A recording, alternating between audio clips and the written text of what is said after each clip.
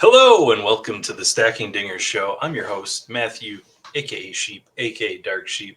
This is your home for all things Underdog MLB Best Ball. Tonight is episode 2. We are getting down deep into the outfielders. We're going to be talking about guys that maybe you've never heard of before. Maybe, I don't know. We'll see. But we have returning tonight from Outfield episode 1, Spencer. Welcome back, Spencer. He is the through line this time on the outfield show.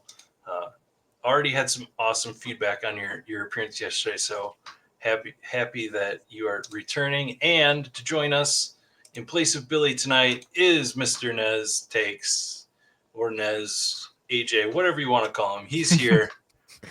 It's only for the close friends, Sheeps. Keep that in the green room. The all the AJ talk. Okay, sorry. I'm kidding. But I'm gonna try to do Billy Jones justice here in his place. I know that's a tough task, but I am oddly excited to talk about these guys. So I think this should be fun.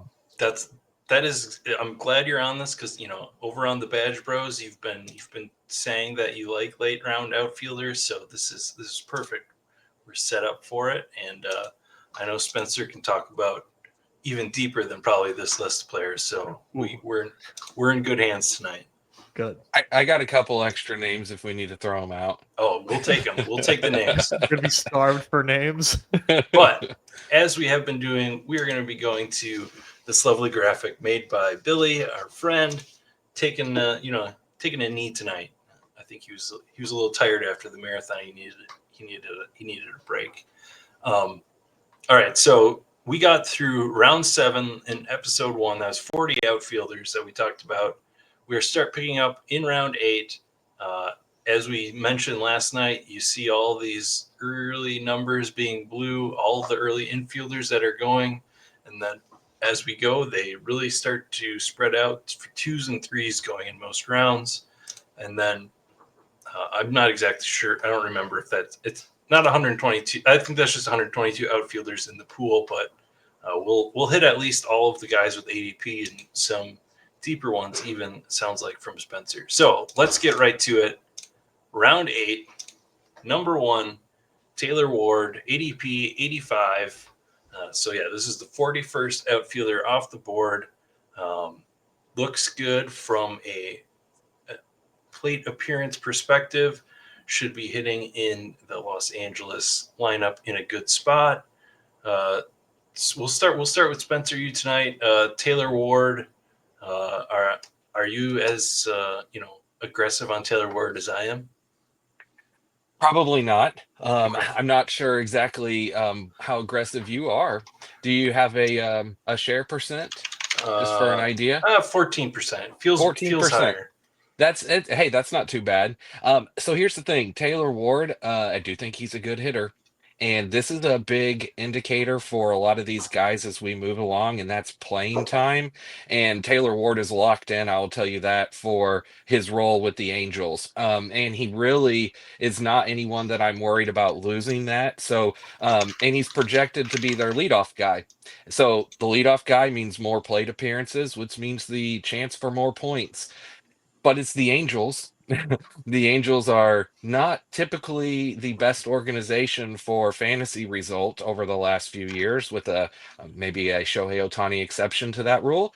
But I do like mixing Taylor Ward in. So I'm a 7% share guy with him as of right now. So I will click Taylor Ward's name because I do think that his plate appearances, and he's got really good solid projections. So the BATX has him projected for 24 homers and 80 RBIs, which just from a raw number perspective is a really good solid projection for that guy, as well as one of the higher at-bat projections, 560 at-bats for outfielders. So anyway, Taylor Ward is a good person to click for that reason. It's just there's not a whole lot of shine to him, to me. He's just a solid player. He's a later version of the Brandon Nimmo guys we talked about yesterday, I think. Yeah, great point.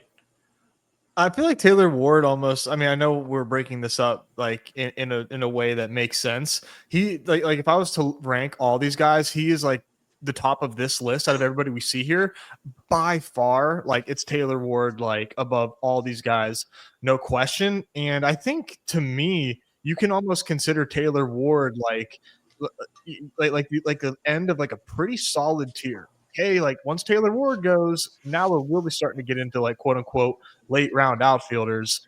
I like Taylor Ward. He's very solid in his own right. You give him, 100. Like I mean, this is bullish. 120 games of Mike Trout in his lineup as well.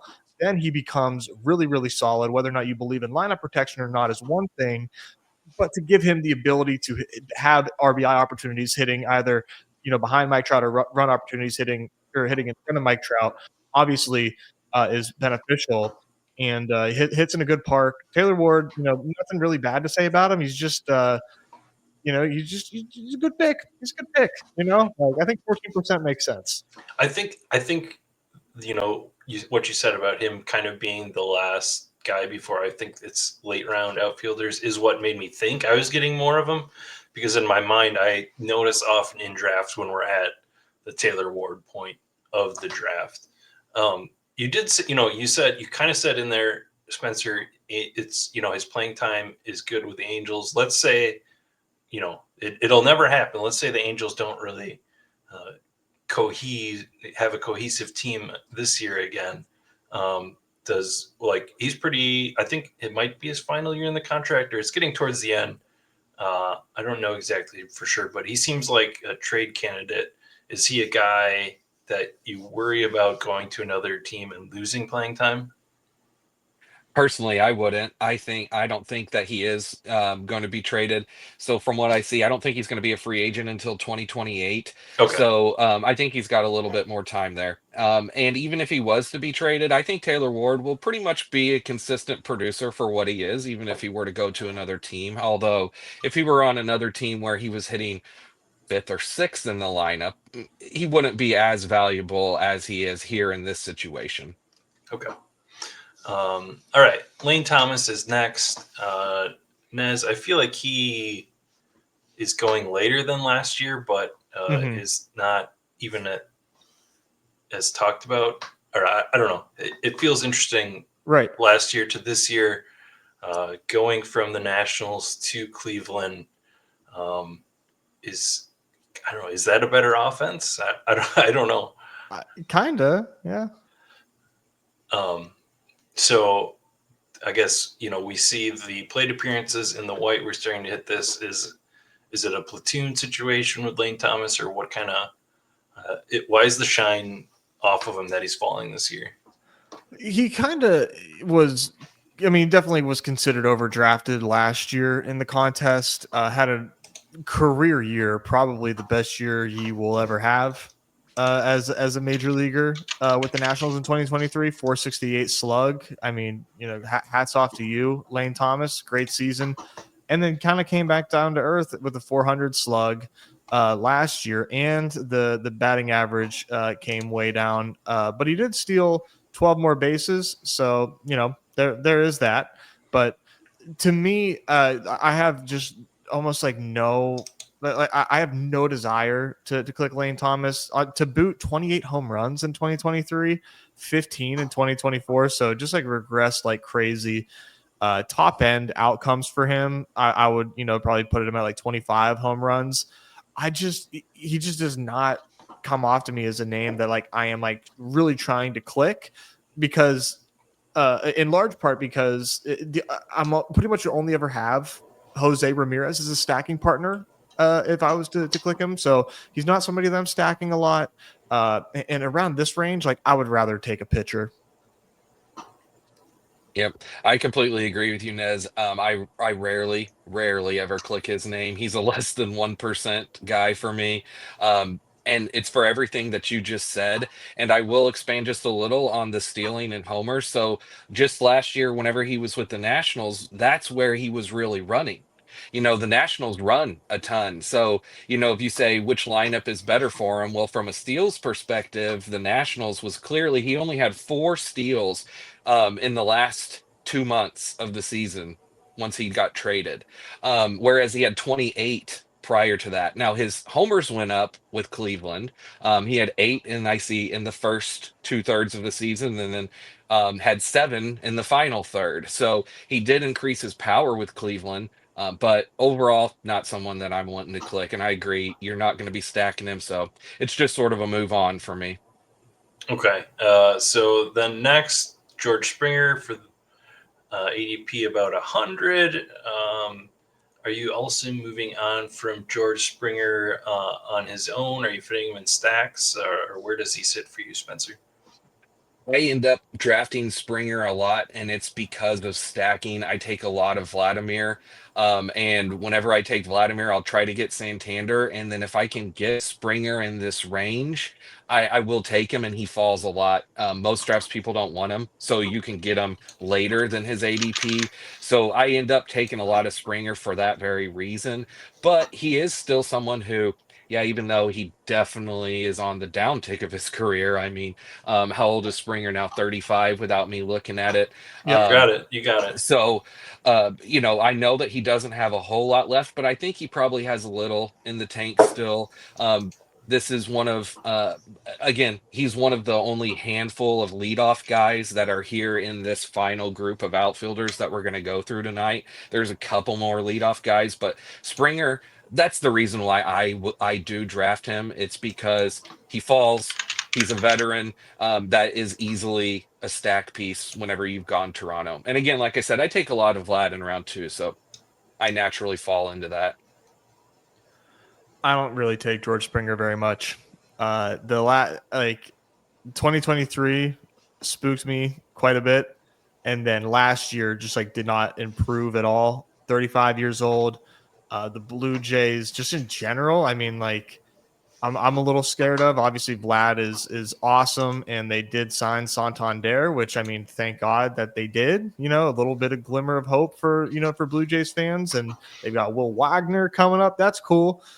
Springer, unfortunately for me, I just think if he had a bounce back season, it would catch me by great surprise. Would be happy for him.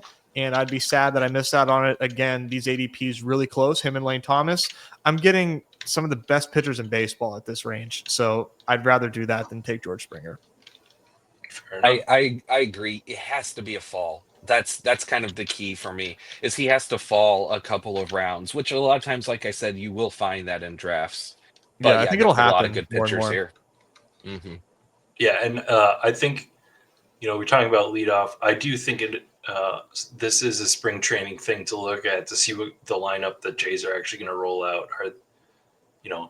I think he's going to lead off, but are they going to test some other guys out there? Might be something just to keep. Probably a short leash, regardless. Yeah. Okay. Cover boy with his new spring training, beautiful hair. Pete Crow-Armstrong is here. I don't know if you guys saw that on the cover. Oh, I sure did. We'll pop that back. He's got the beautiful blue star. I mean, it's multiple. Something. I moved him up in the ranks because of it, because that there's an amount of confidence that you need to pull that off. And, I think that's great analysis. I think it's great analysis. He is sitting here at 102. Nez, he is not going to lead off, according to Craig Counsell. That is kind of one of the hopes of him going this early, that he was going to lead off, I think. We saw absolute abysmal start to his debut season last year. And then he found some power at the end and kind of started looking like a hitter. Does not project well, but where are you at on Pete this season? So as of right now, I'm pretty out on Pete Crow-Armstrong. A lot of it is just because of what he did in the pretty decent sample size last year. Didn't really impress me very much. Didn't slug over 400. But what I'm trying to come to grips with is Pete Crow-Armstrong, first round pick by the Mets, was obviously traded to the Cubs, and at one point I thought Pete Crow-Armstrong was an amazing, and he was considered a very, very good prospect. So I'm trying to remember that in the back of my head, that like the range of outcomes for Pete Crow-Armstrong are what, something that we haven't seen before. And it could be, he has in his 80th percentile outcomes some really, really strong results on a really good baseball team. So I think the ADP makes sense. I just haven't gotten there yet, but I do want to. I want to force myself to click him because I think he has a lot of potential, and I think he could crush if everything lines up for him. But as of right now, I don't have a lot. Yep. I completely agree. I actually do take Pete Crow-Armstrong a decent amount. He out of this tier of group, he's actually the guy that I've clicked the most so far on Underdog. And it's very much like what you were just talking about, Nez, where I think that it's important to remember with young guys, he's only going to be 23, that we don't know. We can't look at what we've seen and be like, oh, that's who this guy is. What we know is that he's a big time prospect who's incredibly fast, lightning fast, top of the league. So it wouldn't be shocking if he were to lead the league in steals. Like that could come out of nowhere and he were to have a 40-50 steal season. And if that were to come with 15 to 20 homers, a little bit more than what we expected, then all of a sudden now you're looking at an incredible value. So if you completely fade him, I think you're missing out on that potential upside, although he's not shown a lot. He's shown more in the majors for us to be afraid of him because, yeah, his baseball savant, like all of his power indicators are very blue.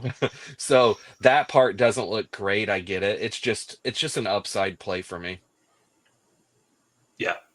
And he's another outfielder in the Cubs stack. So I think that, Mhm. the upside plus that is going to keep him here. I don't think even with the news that he's probably not going to lead off, but he is, again, as we're getting through these guys and we talk about playing time, even if he's batting deep in the order, he's going to be playing because he's such a good outfielder. So his glove is going to keep him in the lineup, even through potential, that struggle part of the year if he has it again. That's an important thing to remember as well, because I was talking about this yesterday with Brenton Doyle. But like last year, you could have looked at the fact that Brenton Doyle was coming off of just winning a gold glove as a rookie and simply known that from a playing time perspective, he was going to be out there every day. And that was the case for taking him in the last round last season. And if you did, then it massively paid off. So it's, that type of stuff definitely. That's you think defense doesn't matter for underdog points. Well, it does matter if it keeps you out there on the field. Yeah. So speaking of offense and big power guys, now the opposite. Well, I guess he's got some speed at one point. Tyler O'Neill stole some bases. He is now on the Orioles, basically the same ADP as Pete Crow-Armstrong at 102. Spencer, the left field wall is coming in. We should get a little bit back for our right-handed power hitters. We look at the red in the playing time here. Do we know who Tyler O'Neill is? Like, is there more any more there to him than what we've seen the last few years? Personally, I think he's just what he is. What you've seen is who he is, and there's that. I don't think that there's a whole lot more. I think we've already seen his best. I mean, I'm a Cardinals fan. I've watched every Cardinals game for years now, so I've seen a lot of Tyler O'Neill. And I don't trust him. I don't trust him to either stay healthy or be productive for stretches of time. Like he's a spurty guy. He'll go through these hot spurts here and there. And of course, he's got tons of power. I mean, anyone who knows Tyler O'Neill, if you don't look at a picture of him, the guy's got lots of power. His dad was Mr. Universe. I think that says enough. So he got all the genes of that. But, with a lot of big muscle guys like that, well, big muscle guys tend to get hurt a lot. They strain things, and I just generally stay away from Tyler O'Neill. However, I will mix him in occasionally because of Orioles stacks. And I am very happy that they moved the left field in, because if he would have signed there with last year's park dimensions, I mean, obviously Tyler can hit him out of anywhere. Whenever he gets one, he can crush it. But still, I wouldn't have liked him as much. So even though I don't like him a ton, I will mix him in occasionally. I've got him at 7% right now. Yeah, I'm sort of wishy-washy on Tyler O'Neill. I don't love the landing spot. I mean, as far as parks go, holy crap, what a 180 whiplash, right? You go from the Green Monster to Baltimore. I know they're moving it, but like that's still a massive, massive change. And what kind of like made me feel better about it is the projection systems don't really care that much. They still like Tyler O'Neill. I mean, you are talking about, I mean, you're going to regress the 5'11 slug no matter what, but the regression with his slugging wasn't quite as severe as I expected it to be.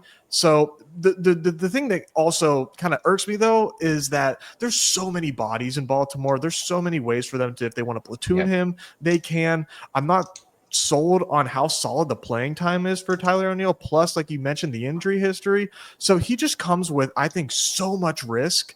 But if he is doing peak Tyler O'Neill things on this peak Baltimore Orioles lineup, he's going to be a damn near have to have it guy. So he scares me, man. He scares me. But that said, I'm not like, obviously he's scaring me, so I'm not overweight Tyler O'Neill. He's very interesting, and I think we kind of covered him pretty well. So I do have him and the next guy, Jorge Soler, at about 17%. Both of these guys, I'm just looking for those weeks that they spike. Yeah. At this point, we're looking, we're talking about playing time about some of these guys, but these guys, it's not about the playing time. I just, throwing these guys as my fifth outfielder and finishing with the sixth later is just all I want from them is a couple of spike weeks, and hopefully they come in the playoffs that these guys are hot. So I guess Nez, Jorge Soler, we talked about Taylor Ward being on the Angels. Soler is there now. He had a real down year last year, but we know that he has had these power outputs in years past. Kind of a weird fit, but what do you think about him on this Angels lineup? I'm pretty into it.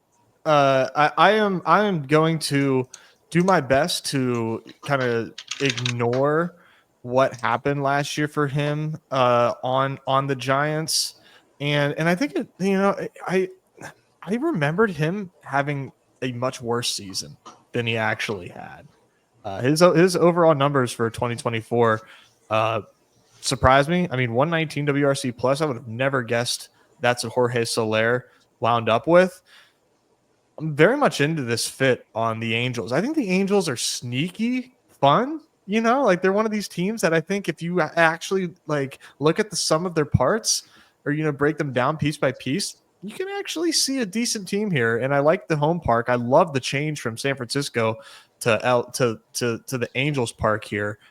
I mean, almost night and day difference. You're talking via Fangraphs for the right side of the plate, sixth in park factor. That's the Angels as far as being beneficial to righties versus 26th being, very poor for righties in San Francisco. So I'm buying the change, liking the fit in LA, and I feel more comfortable taking him over Tyler O'Neill because I think the playing time is so much more secure for Jorge Soler.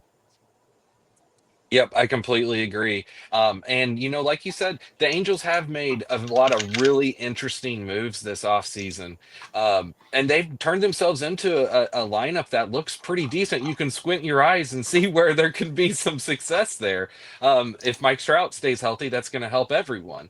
But yeah, Jorge Soler, I will take him more than Tyler O'Neill. Both of them are mashers. They're good names just to click here and hope that they stay healthy and you get the hot stretches. That's the way I see it. It's kind of that simple.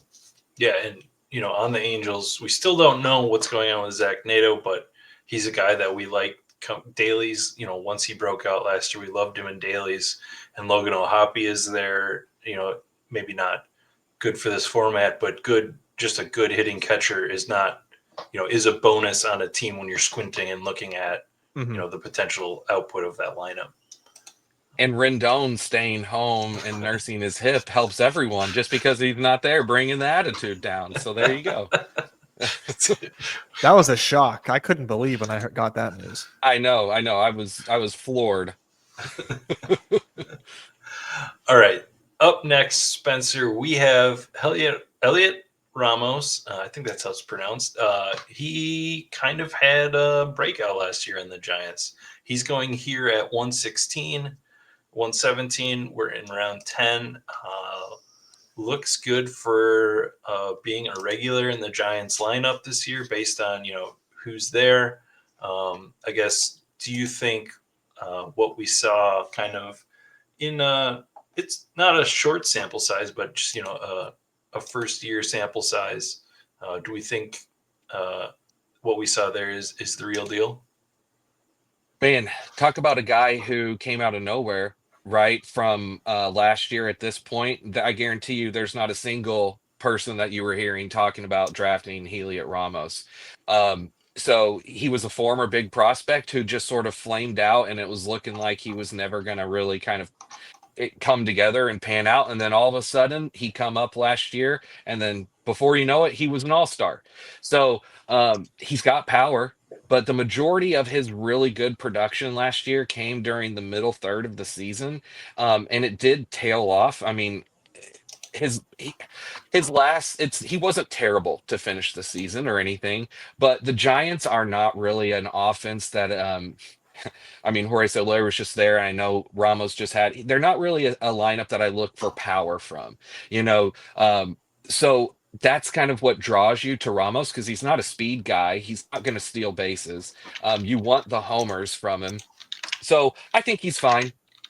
If you want to mix him in, I'm okay with it. But personally, I'm not taking him often. I will occasionally click his name whenever I've taken Matt Chapman, and I want to, throw another piece from the outfield from the Giants. But that's pretty much it. He's like a 4% stack only guy for me. Yeah, very, very well said. Awesome story. But for me, he was a first half darling, and that really scares me.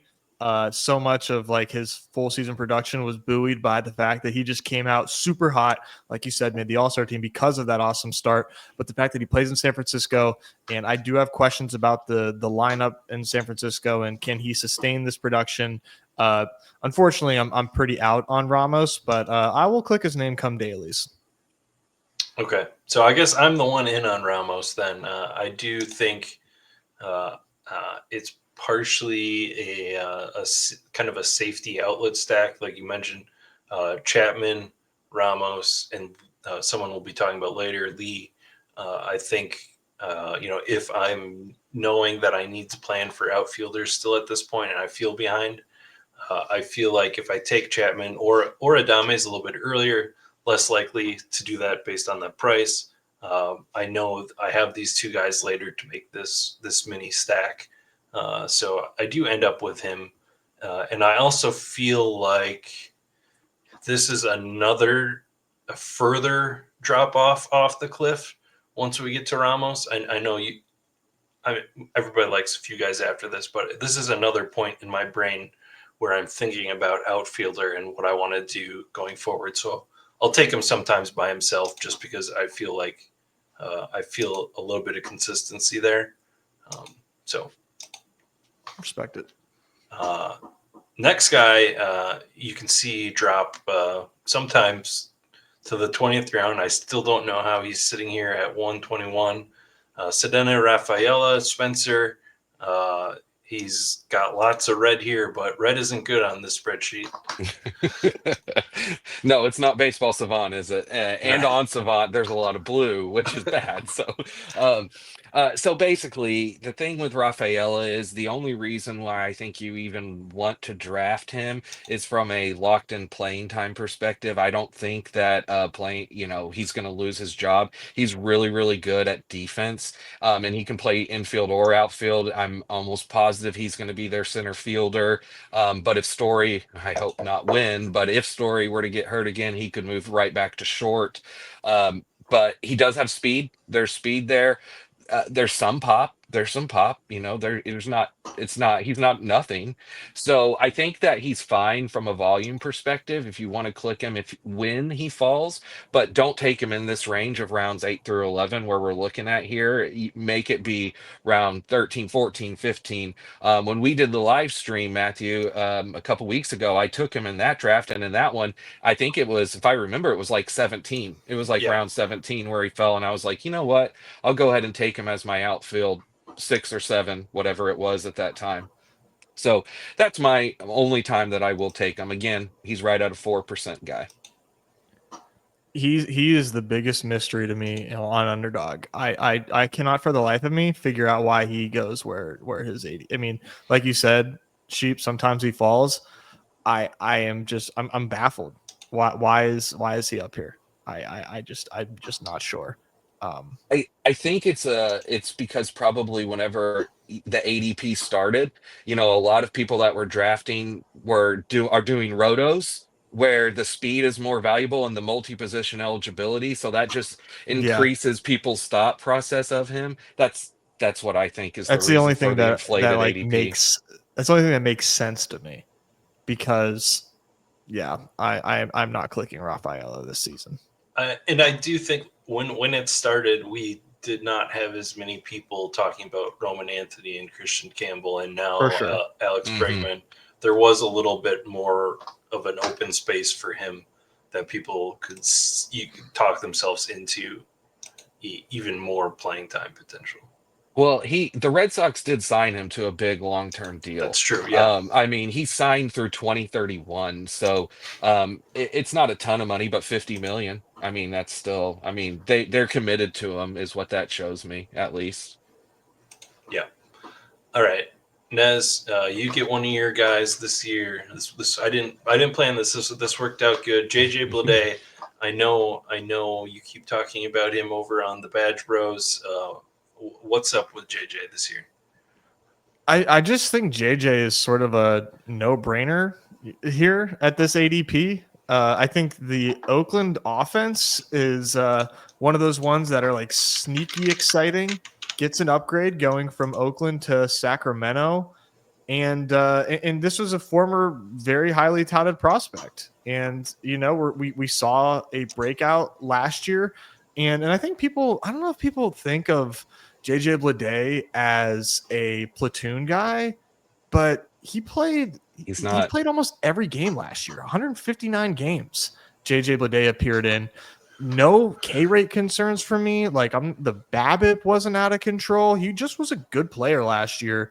And we have Lawrence Butler on the doorstep of an extension. Brent Rooker just did it 2 years in a row. The offense is pretty good. I mean, I just think JJ Bleday is kind of mispriced, and I'm not at like 30% Bleday, but I mean, man, as far as outfielders go, like he's right there. I'm comfortable with JJ Bleday as like an outfield 3 or 4, knowing that I'm gonna have to like load up at outfield. But man, he just feels very cozy. He's just always waiting for me at ADP 128. Yep. And I was talking about last night, Oakland, I think, is one of the very sneaky, stackable teams that is going to be a much better offense than what people expect. And so, yeah, no, I love it. I love mixing him in. He definitely is the one that I would take over easily over the previous couple guys we were just talking about. All right. We made it to slide 2. I was going to say round 2. Round 12. Slide 2 tonight. We have here the guy that I mentioned, ADP 33. Now we're in round 12. We're getting a lot of red in the UD totals, so we're really starting to hit the thin part. We talked about the cliff already. We're barreling down, way down. There's that point where you hit the outfield cliff, like the Wile E. Coyote point, where you're still running in the air, and now we've looked down, and now we're starting to fall. Yes, yeah. There is unfortunately very low floors for a lot of these guys. Yeah. But this is where we find the gems from this point down, though. They're here. We just got to dig them out. That's right. Yeah, I don't even know if he's a gem, but I like to take a lot of Jung Hoo Lee. Jung Hoo Lee, don't know the pronunciation. Somebody can tell me in the comments. I think it's Jung. I think it's phonetic. Yeah. Yep. All right. Well, you guys can tell me right now then. I'll let you. Yep, it's Jung Hoo Lee. A guy who probably, we talked about the Giants lineup, is locked in for an everyday role. We saw just, I don't know, it for the lack of a better term, it's Stephen Kwan light, I think, in a, in San Francisco, where we don't necessarily need power hitters. He's not a power hitter. There is a really low floor though on him, just because we don't know what he is in MLB. So I get why people are staying away from no power. I should probably not be taking him as much as I do, but it still feels a little bit cozy with the playing time for me. So Yeah, so I will say this. I personally do draft him a lot, and I have questioned myself many times. Should I be clicking his name as often as I do?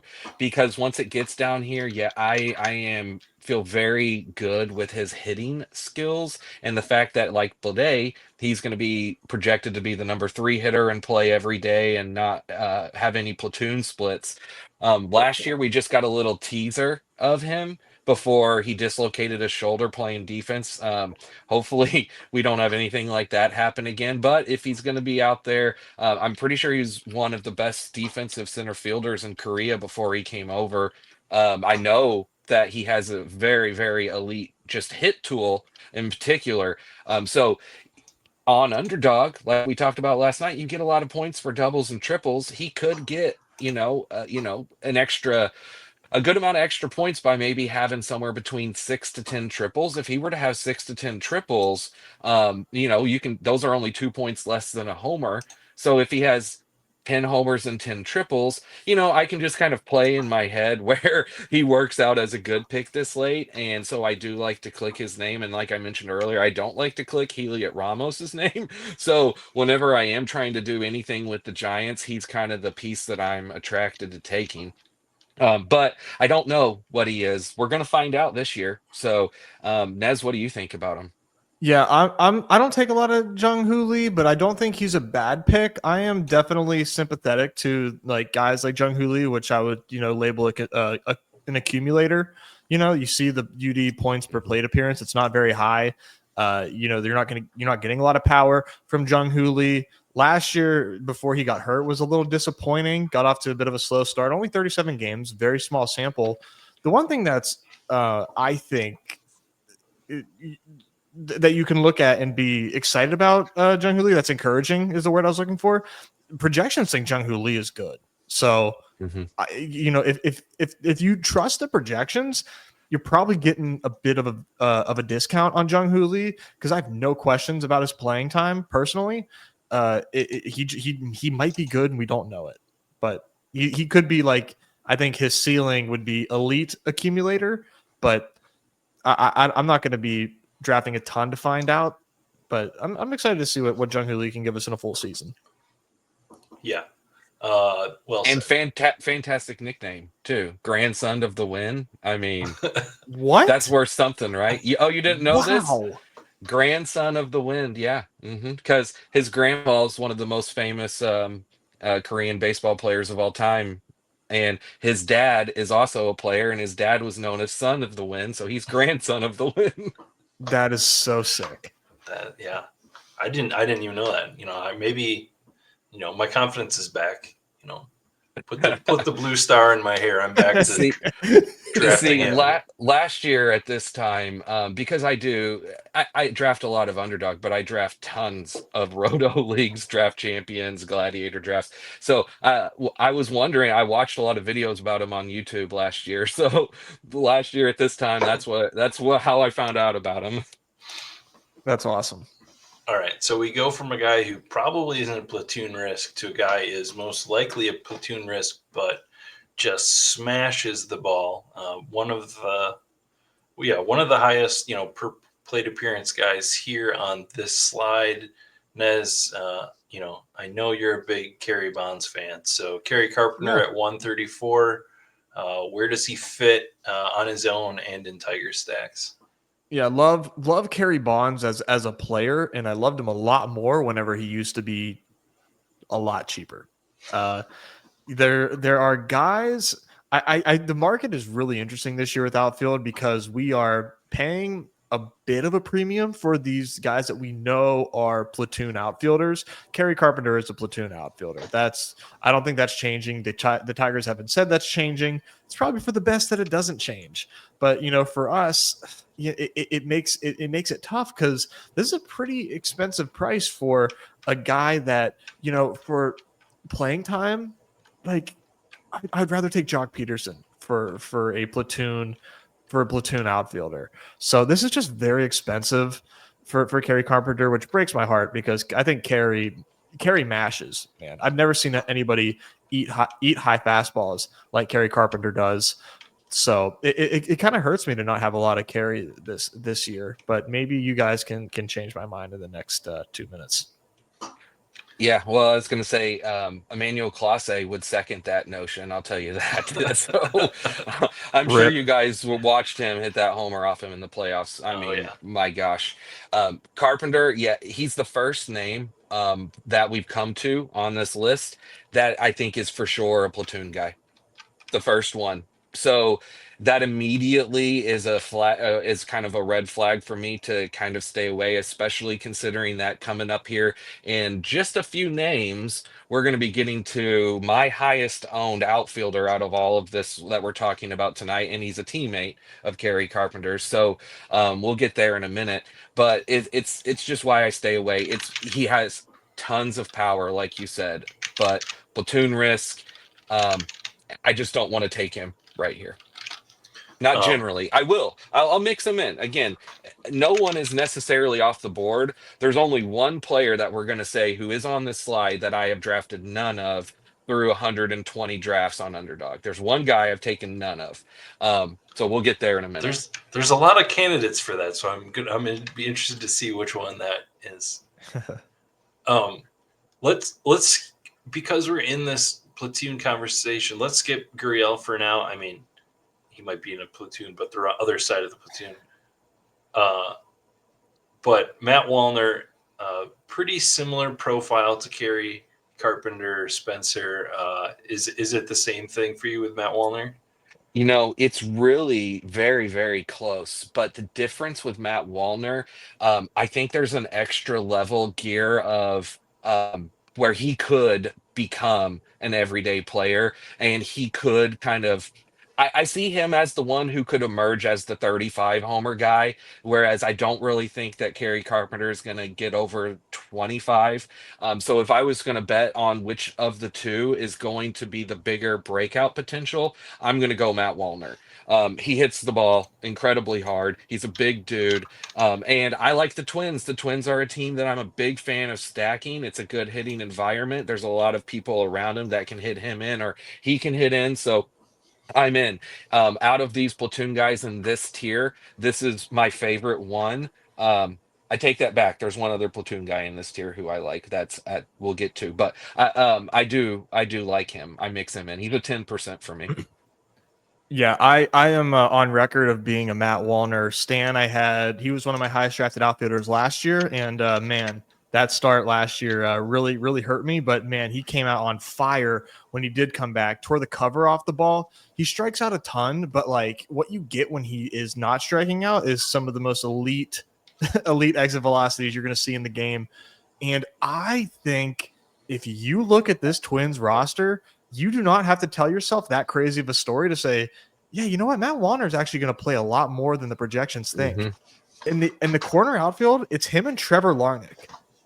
Who would you rather have with the bat in their hands as lefties, him or Trevor Larnach? And really, it's probably going to depend on who is up to bat next when a lefty is a reliever coming out on the mound, probably. But you're talking about losing playing time to Harrison Bader if he's losing playing time at the moment. So I think Matt Wallner might have a chance to like hold it down. And if you get extended playing time for Matt Wallner, dude, I mean, this is a guy that is way, way undervalued. Yep, he's the one. He's the one to swing for the fences, both literally and figuratively. So, in the comparison between the two, because it's here, I will also say that Kerry Carpenter with the back issue last year has, a worse health pass than Matt Wallner. I don't know too deep past last year on either of these guys, to be honest, but we do know that Kerry Carpenter had a back issue last year, which is back stuff does scare me. Yep. And I wanted to say that he may not even have to worry about split with Larnack, because if Larnack plays, it's probably going to be at first base over Ty France, who they just signed, or Jose Miranda. He could play first as well. So there's just, there's a lot of avenues for playing time, like you said. Yeah, I still have a lot of questions about what the Twins are going to do in terms of playing time.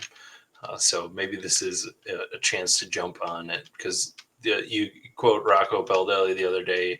Ty France is going to play a lot, so we'll see. We'll see. Yeah, we'll see. And you always have Buxton's IL stints to fill more outfield time. Unfortunately, with the Twins, there's a few guys you could say in that list of that will probably be on the IL at some point. No. All right, jumping back to Lourdes Gurriel Jr.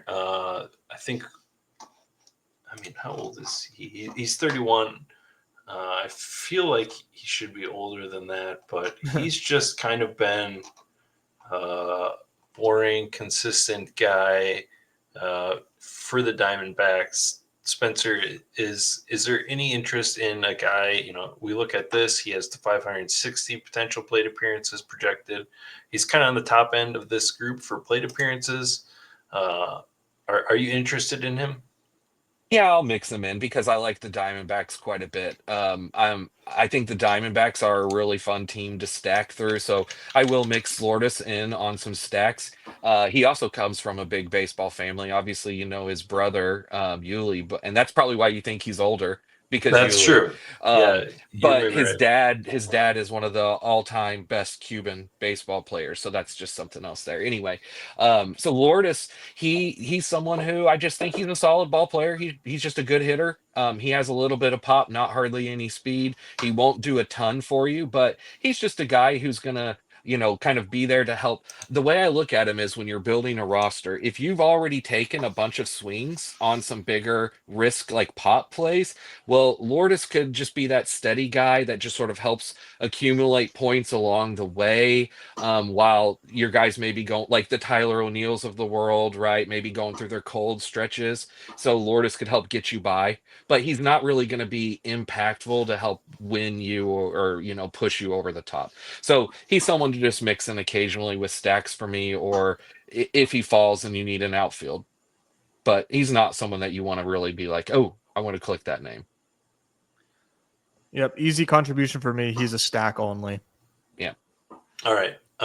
Next guy, ADP 141, Cedric Mullins. And as we already talked about, and we'll talk about it again later, playing time in Baltimore is questionable, kind of all over the place. Cedric Mullins, a guy who has gone away from switch hitting now, seems like a platoon guy for the Orioles, but still has power, still has speed in there. What do you think about him? Yeah, he's interesting to me. The projections think that he's going to play a lot, and I would put him more in like the Kerry Carpenter range as far as like what I think he's going to play the amount of games. But if he does end up playing, a lot, then I think you got to be excited about him, just because this is one of the best teams that he's ever been on as an Oriole. Like, I wish we could get peak Cedric Mullins on this team, but we have, a little bit regressed Cedric Mullins, probably going to be a solid contributor. And I think he's somebody that it's hard to, for me, I struggle with accounting for runs and ribbies for guys, because I just think so much about the player, the isolated player themselves. But if he's playing a lot, he's going to have a lot of opportunities to hit guys in or get hit in himself. Looking at this team, yeah, it does seem like it does seem like he is pretty secure for playing time, but there's something in the back of my mind, man, that just like I just remember him playing a lot less last year than 100 than what he did, but he played 147 games. So yeah, maybe it's safer than I think. Yeah, and he worked his way backwards down the lineup last year through the course of the season. Not where you want him to go. Yeah, and I'm not really looking at taking Cedric very often. He's kind of a stack only guy for me too. All right. I know, Spencer, you like the Rangers. Evan Carter is next, 147. Kind of a mystery wrapped in an enigma here. We had a debut that looked lights out. We know in the minors he had a terrible history against lefties. He could lead off against righties. So another guy with back issues. I've avoided him so far just in general because I don't know what to make of him. So what do you make of him? This is my 0% shared own guy right here. Whoa. I haven't drafted him once. Same. I could be way wrong on this, and I think Nez, based off of your reaction, you may think so. But I will tell you the reason why is because, kind of like you said, he's a mystery to me that I have just decided for this season, I'm just going to sit back and wait and see what happens. I'm not out on him for a career. Like if this was a dynasty thing, obviously I would still have interest in him. But last year, it didn't go well for many different reasons. And I'm just deathly afraid of where he's going here in this group of guys that we're just kind of spending on that what we saw at the end of 23, where at the end of 23, whenever he came up and there was a lot of hype around him and he produced really well and he kind of made his name really well known.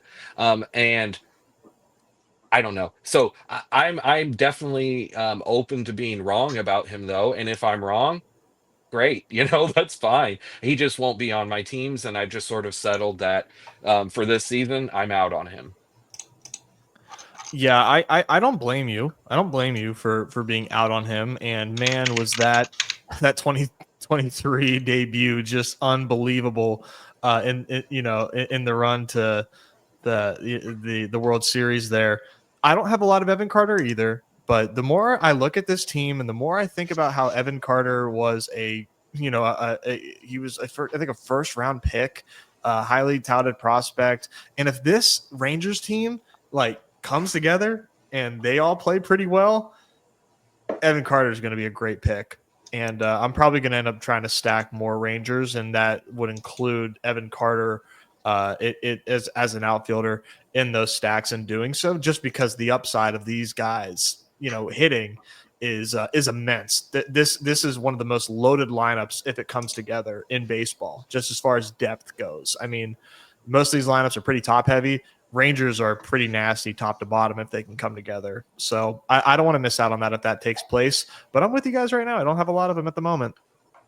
He has shades for me this year of being Jarren Duran from last year. Someone who I think is not a guy this year that's going to lead off every day, but could just lead off most days instead. Or maybe doesn't get to that everyday role and still sits against hard lefties, but like you said, the pedigree is there. But yeah, I guess I'm with Spencer on the wait and see. And he doesn't have speed. He's not going to be adding in extra values with steals. Okay. Really, it's a play on you're playing on batting average, and that he has some power that will continue to develop. That's the hope. But because, like you said, there's such a big split too against lefties, where he's just flat out bad against left-handed pitchers. And there's a lefty teammate that he has later on this list too. I draft a lot of, and this is the Ranger that I take in this tier. So, and it's the old guy and not the young guy. Yeah. I mean, we can skip ahead to Joc Pederson at 165. He's a guy that in the bullpen, I had a ton of when he was going in the 200s. I've backed off some, but yeah, he's he is a platoon bat. We know a power guy, older. He did not. I did see a picture of him in spring. In one of his first pictures, he looked like he has to get a little back into baseball shape. It could have been an unflattering angle, so I won't hold it to him. I mean, I'm known to talk exactly either. So yeah, I think it's safe to say we all like Joc Pederson though still here at 165. I do. I wish I need more of him. I am like a little worried about the playing time on him, but I do think that he could exceed these projections on playing time. There's just not a lot of solid bench bats, especially right-handed bench bats. Like, my guy Zeke Duran is there, Leody Taveras is there, but like if there's a lefty on the mound, I mean, I know that they would find a way. It just like doesn't feel. Just think that Joc Pederson can exceed those projections, but man, can he mash when he is in the lineup. That's just it. He just hits. I mean, when you've watched Joc for years, Joc is just a masher. That's it. He's just a masher. And he's going to go out there, even if he's sitting, even if it's a good lefty and he's sitting. That doesn't mean that he still can't come in later in the game once they go to the bullpen and hit you a home run. I mean, we've seen this happen many times. So I'm just, when I do love the Rangers and I stack the Rangers a lot, I agree with Nez. I think they're going to be a huge productive team offense this year. And that's the piece that I want. Of Carter versus Joc, I'm taking Joc. Okay. On Underdog, this is an Underdog take specifically because Yeah. obviously if we're talking different formats, I may make a different decision there. So Yeah. Jumping back, Nez, Nolan Jones, 150 about ADP. We were taking him below 50 last year. So are we taking him at 150? And, where are we at from, the projection seeming to be in on him last year to seeing the partial season he put up and just completely backing off for the most part? I guess some systems still have him with 16 home runs and 11 steals. That's kind of the peak. Are you in on him here now at a quote unquote discount this year? I'm not. And I do feel like I should be, just because like the classic post hype sleeper, profile is so Nolan Jones. You're taking this guy, like you mentioned, like 3-4 turn, 4-5 turn, whatever it was last year, the ridiculous price it was last year. And a lot of why he did not perform last year was injuries. So like you could easily, like, if you are an apologist, you have a pretty easy case. Like, hey, he was banged up last year and he plays in Colorado, so take the shot. Like, okay, yeah, and he's way cheaper than last year, but I'm not doing it, man. I'm not taking Nolan Jones right now. Maybe I'll change my mind, but I'm not there right now. I could not agree more with that take. Okay. That's exactly how I feel. I don't ever, I've taken him one time, so he's a 0.8% guy for me. And it was a Rocky team where I had Tovar and whoever else I had, and I clicked his name. But I am asking myself, will I regret it? Because he is a classic post-hype sleeper. Absolutely. But big prospect with the Indians and then went over to the Rockies and blew up, blew up 2 years ago, was so good. And everybody wanted him. Boy, was last year he not the perfect guy though to call out from, stay away from the exact thing we were talking about yesterday with these guys that have these big seasons and then they shoot up the rankings and now you're drafting them at their ceiling. Well, now he's all the way back down here at around 12 to 14 and it's like, well, I mean, it's a pretty good spot to take a gamble on, but I don't ever do it. So I'm the same boat. I'm asking myself, should I? But I don't. From what you said earlier, you are taking a lot of the next guy, Parker Meadows, 152. You talked about him being the lefty on the Tigers that you want. I'm in lockstep with you there. He seems like the guy that can break out of the platoon. Still potential, sitting against lefties. That I think that still exists there. But I'm buying in on a potential breakout season. And I guess you are too, Spencer. I 100% am. To me, all of the indicators for the breakout of someone to take late, he checks every single box for breakout indicator to me, which is going to be like age, playing time, spot in the lineup, overall team. I really like the Tigers, as I talked about yesterday too. I think they're a very sneaky, good team to stack because there's a lot of fun pieces on that team. But this is my favorite one. He's going to be hitting leadoff for them. I really don't see any sort. I don't think he's in any platoon risk whatsoever. And last year, we're still getting him this late because last year he started off so badly. He was terrible for the first 2 months of the season or first month and a half, and then got sent down to the minors. And I think as a majority of the fantasy community, they just pretty much wrote him off. And that was after coming up. The year before and doing really well at the end of the season. And then he come back up last year and again closed the year out very strong. He was very good for the last 2 months of the season. Once he came up, just a very consistent hitter who does have some pop, does have some speed. So I think also what kind of keeps people away from him is a lot of people probably kind of associate him with his brother, with Austin, who was a huge prospect that everyone loved and then just completely fell off the face of the earth. And so I think that there's that, people kind of tie that thought together, and that's what's keeping him down so low. On Bubba and the Bloom, on their Patreon, Ben Tidd, he loves this guy too, and he came out with a piece not long ago talking about that. He thinks that Parker Meadows is this year's Jaron Duran, and I agree with him. Of course, I do like getting confirmation biases. So hearing someone coming out and saying, "Oh, I think this guy's going to be great," I'm like, "Good, me too." Yeah, I right now don't draft Parker Meadows, but looking at his Fangraphs page, seeing how he finished the season, I am willing to kind of take more of him. I was of the mind of, hey, I don't want Parker Meadows. Looked at the projections, saw a lot of below average WRC pluses, and thought, okay, cool, no, I don't have to take him. But no, you're right, man. I mean, starting in July, like right around that All-Star break, he was a very good hitter for the rest of the season. So I think there's reason to believe in that like mid-season breakout, especially when you're talking about a guy who is 25 years old, and it was really his, first. I mean, he was in the league in First 2023, season, yeah. but I mean, this was basically his debut. So you guys have me wanting to take more Parker Meadows for sure. Okay. Good. Click his name. You'll love it. I promise. Yeah, and shout out to our friend from Detroit, Ben from Detroit, CLT Go Blue. You see him in the Underdog streets.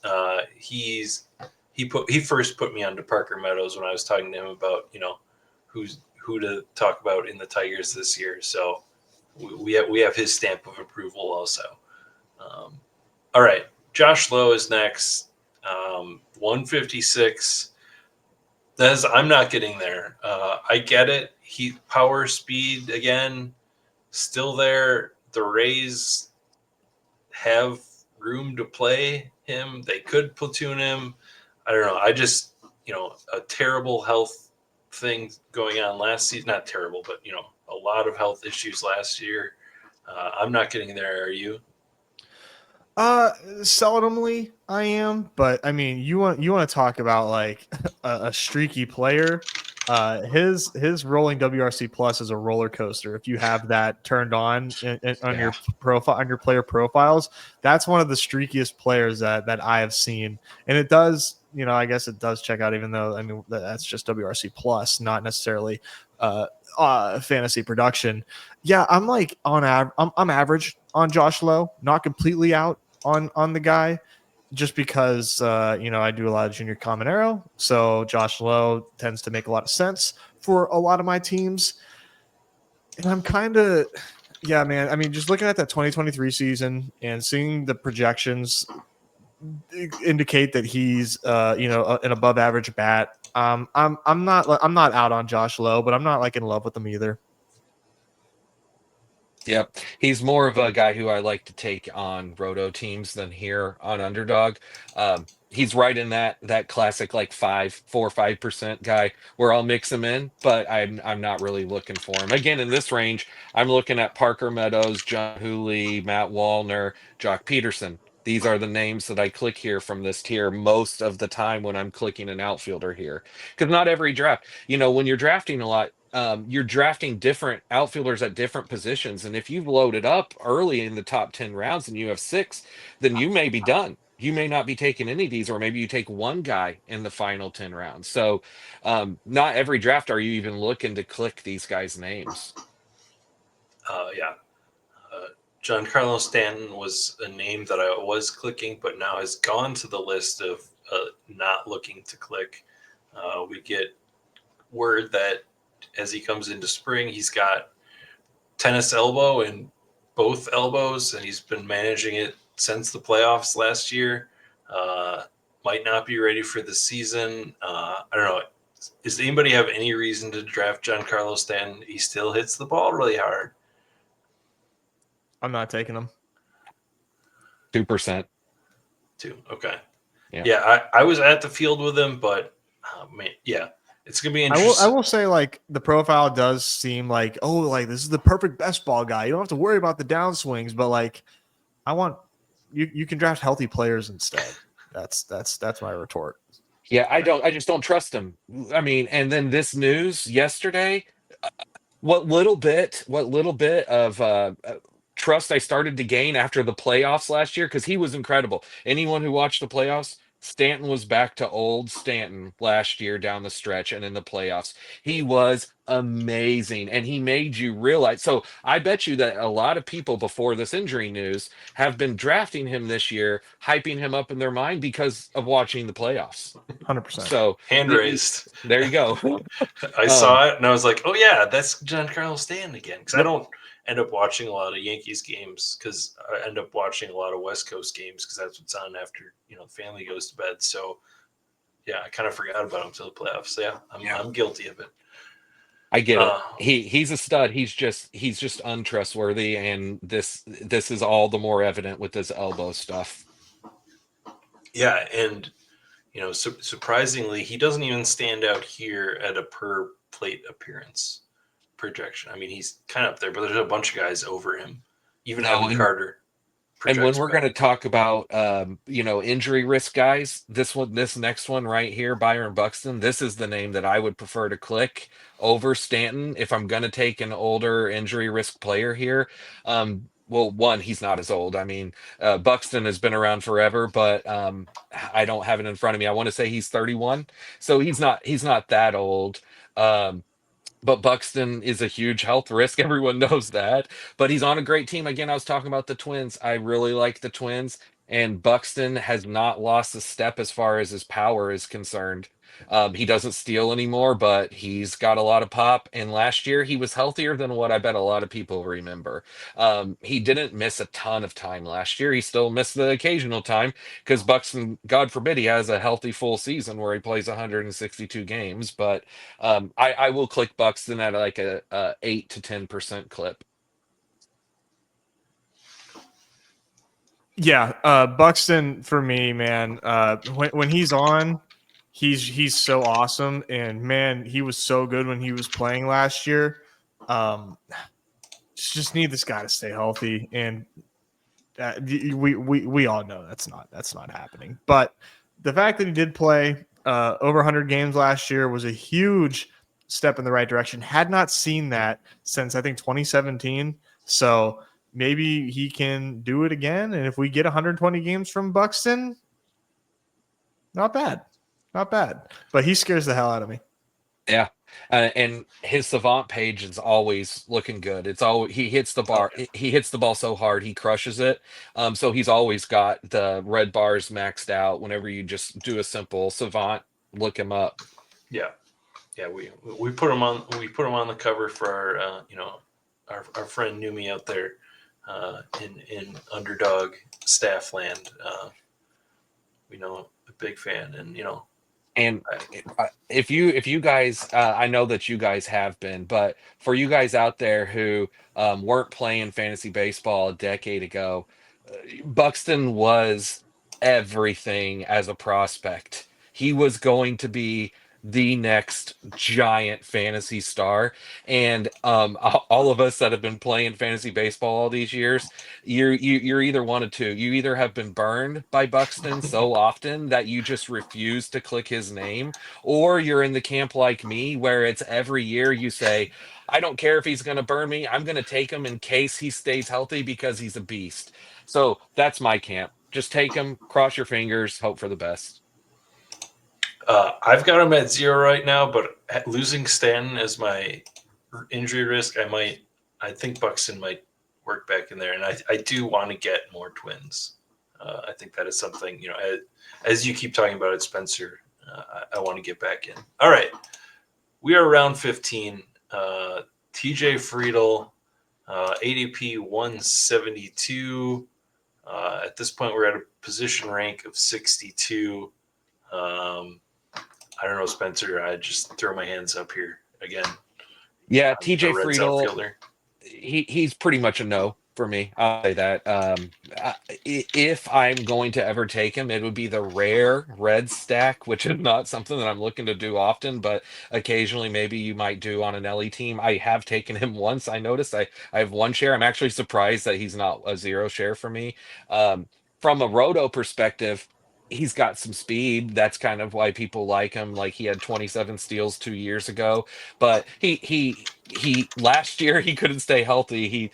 He was hurt, then he came back and immediately fractured his thumb, and then he came back and then had a hamstring strain. So, and then he finished the year healthy from there. But I'm just pretty much a stay away.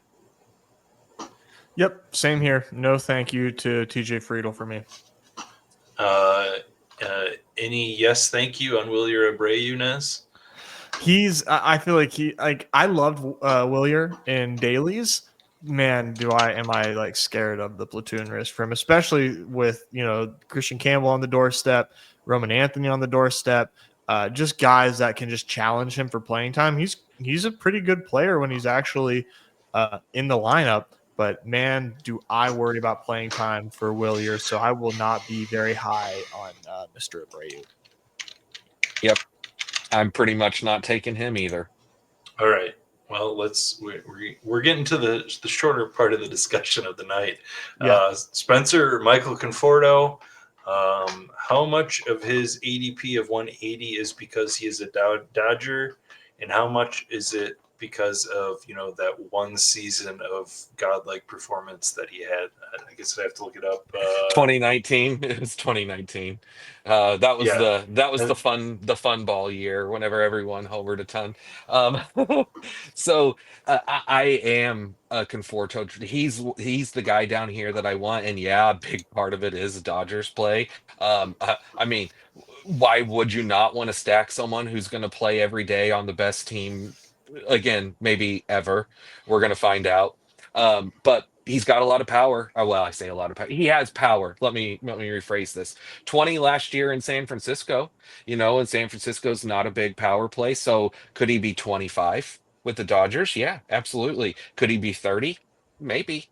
But I think that down here, he's the one that is worth the click because he's the one that can offer the biggest upside from, again, a big part of it is a team perspective play. Why not be attached to one of the best offenses of all time? Yeah, he's interesting. Like you mentioned, man, as far as stacks go, I think he makes a lot of sense, and he's tied to a great team. I'm not taking a lot of Conforto right now, but man, if this was like a year or two ago, I would probably have so much Conforto at this price because I was really a big Conforto guy, and he's on the Dodgers. So maybe that'll change. I think I could have my mind change on Conforto, but right now, like, I'm not really doing it just because these Red Sox guys or these Cardinals guys, I think, have similar production projections and have safer playing time. See, I don't actually think that there's much risk of playing time with him other than Yeah. if he were to get hurt. When you look at the Dodgers lineup, it's an awesome starting lineup, but it's not a good bench. I mean, that's true. like what is Chris Taylor gonna get in there and take time from him? I mean, I don't think so. So Andy Pages, as I like to call him. Yeah, I Um, love to call him Pages, but yeah, dude, yeah. Pages was a nice right-handed stick for him. He's not in the So projected bench right now, though. he's I was gonna say he would be one of the only ones that I maybe would be afraid of, because I don't think James Outman is gonna come up and take time from him. So I think they brought in Conforto. It's a 1 year deal, but they gave him 17 million. Pretty good price tag for a guy to come in for a year, and he's trying to maybe get one more big contract. So it would behoove him to go out and have a big season to go get one more decent 3 year deal next year.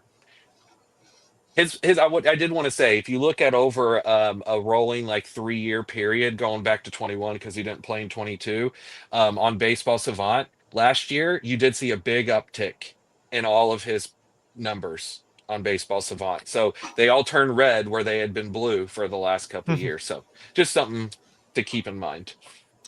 All right. I'm gonna skip Brendan Donovan here. Let's get Dalton Varsho and Roman Anthony out of the way here before we hit all these Cardinals. Spencer, Dalton Varsho. Do you know what? Let's see, ADP 186. Do you know what the latest timeline on him is coming back from shoulder stuff? And you said you were skipping Springer earlier. Are you putting him on the J stack? Um, well, no, I didn't say I was skipping Springer. I'm Oh, taking sorry. Springer. You're Yeah, right. it was Nez who's kind of out on Springer. So I don't take Varsho a lot. I think Varsho is a classic, much better real life player than fantasy player. When he was a catcher, that's where his fantasy value came from, was a catcher who could hit bombs and get like 7 to 10 steals. And then as soon as he moved to outfield, he's an amazing outfielder. That's where I'm like, real life. We talked earlier about how, though, a defense, real life good defense, can keep you in the lineup and actually help your production, because you're going to get the more plate appearances. Well, he's a good example for that, because he is an elite defender. That's for sure. I mean, he makes amazing plays, but I'm more or less out. I actually don't know what the status of his injury, because I've not really looked to draft him. I'm at a 3%, so I have mixed him in on a couple Blue Jays teams, but not very often. And then Roman Anthony, obviously, is he the number one prospect? No, Sasaki is, but Anthony's right there. So Anthony's like giant prospect in baseball, but I'm not taking him an underdog hardly ever, just because I don't know when he's going to come up with that team. We were just talking about how clogged that Boston lineup is. And even though Anthony and Campbell are right on the cusp of coming up, I don't know when they're going to be. And if we were talking about this being, again, different formats, I would be much more looking at taking him much more often. But on underdog, I'm not like, is he going to be this big boost to you to help you down a playoff stretch? Maybe, but is he going to help you get to the playoffs? I don't know. I would just stay away personally. And that's my Anthony thought for underdog. Yeah, I have no idea what to do with Roman Anthony, man. But what I am thinking about doing is just like aping in what I'm hearing from Red Sox fans is that like this dude has no choice but to play at the big league level, whether it's whether it's an opening, whether he breaks camp with the team or it's a month or two in. You're going to see Roman Anthony on the Red Sox more often than not is what I'm hearing. So I think I'm going to take the risk on Roman Anthony. He's definitely the type of player that I am willing to take risks on at a position where we are looking at guys with, it's been nothing but red at the UD total for the last half hour. If you can give me somebody with a high ceiling in a great lineup, I'll probably take that risk. Yeah, I will say that it feels like if you look at the spring training Twitter hype, it feels like more people are talking about Christian Campbell Christian than Campbell. Roman Yep. Anthony. So Yeah, I don't know what to make of that. That's kind of meaningless. Just I think a lot of deadpan. that is being driven by the Bregman third base, second base, what's he going to do? I think that's where you're seeing a lot of the Christian Campbell because he's a big part of that whole Devers third base, Bregman, where's he going to play situation. But anyway, yeah, I do think maybe I should mix him in more than I have because if he does come out and it's really good and I only have 1%, I'm going to regret that and be like, why wasn't I taking the top prospect in baseball down here at the bottom of these drafts? So Yeah. I should probably work him into more of my drafts as we're talking this through. Yeah. All right, Spencer, we're going to start with you on all these Cardinals guys. That's your team. We talked about post-hype sleepers. We got 2 post-hype sleepers in this group. We have 2 never any hype, still maybe sleepers. Brendan Donovan and Alec Burleson kind of in the same. I know they're not the same hitter, but I categorize these 4 guys in those 2 groups. Is that right? I don't take any Brandon Donovan or Alec Burleson, but I keep taking Lars Nootbaar and starting to work Jordan Walker in. I think that's a good mindset. So here's how I'll tell you this. Here's how I would put these 4 guys from an underdog perspective. Jordan Walker is your biggest upside. He's the one who could break out and turn into the biggest stud, but he's extremely concerning for many reasons, but he's the biggest upside play of them all. Lars is the second as far as upside I would be concerned, but Lars has kind of been underwhelming in his Yeah. brief couple of years. He definitely has a lot more tools than he's actually given production. And then Burleson and Donovan are both like really good real life ball players. They're both just like when you get down to like just a gritty ball player, someone who you want on your team and is going to be out there grinding at bats and looking for hits. It's those 2 guys. They're much better real life ball players than they are fantasy though. Neither with a lot of pop. You're looking at 10 to 15 homers probably from both of them. Donovan with some more speed. Burleson really doesn't have speed. Both are pretty good, decent enough production guys that I think you can mix all of them in. You can mix all 4 of them in. But I think that the ones that if you want to take the biggest swings for the fences, you're looking at Jordan Walker and Lars Nootbaar. And to me, Jordan Walker is easily the biggest swing for the fences guy. And kind of like when we were talking about I say Nolan Gorman, not Nolan Gorman. When we were talking about Nolan Jones, Jordan Walker is a classic post-hype sleeper. I mean, 2 years ago, whenever he was coming in to be a rookie, you were looking at like the hype on him was second, third, fourth round. It was really high. And then he's just the Cardinals. I love the Cardinals, but I have been so mad at them the last few years from an organizational standpoint and what they have done. Like I feel like they've ruined. I'll just say I feel like they've ruined Jordan Walker, and I hope that he can turn things back because it's like they've messed with his confidence from the get-go. It's like you're up, then you struggle for 2 weeks. We're going to send you down to the minors and then change your swing and start to get more loft. And then, oh, you're back up. Well, guess what? You sucked. We're going to send you right back down. Like, and he's so young and I feel like he's had a million people chiming in his ear. Hopefully this year he can just clear his head, come out there and be the stud hitter that we know he has in him. So that's the guy who I'd want to take. Yeah, no, I take Jordan Walker the most out of those guys. I just see a lot of playing time and above average bats at really low ADPs. To me, they just feel pretty safe if I just need to fill in some points at outfield. These Cardinals outfielders are always there. I would rank it Walker because, yeah, I'm like you. I've been a fan of Walker's for a while, just waiting for the breakout. Hopefully the Cardinals don't completely fumble that, but maybe they already have. Nootbaar, and then Burleson out of those 3. And then sorry, I forgot about Donovan, but I do prefer Nootbaar over Donovan. So Yeah, I mean, In this format. Mm-hmm. Yeah, I was going to say it is something. So Donovan has the white number here in the plate appearance is the only one on this slide. But yeah, in this format, like you said, Donovan is not an underdog scorer. Every other format I play, I would take Donovan first for the second and outfield eligibility. But here, where it's just outfield and that's it, he's the least. I think he's the least kind of like desirable of these guys.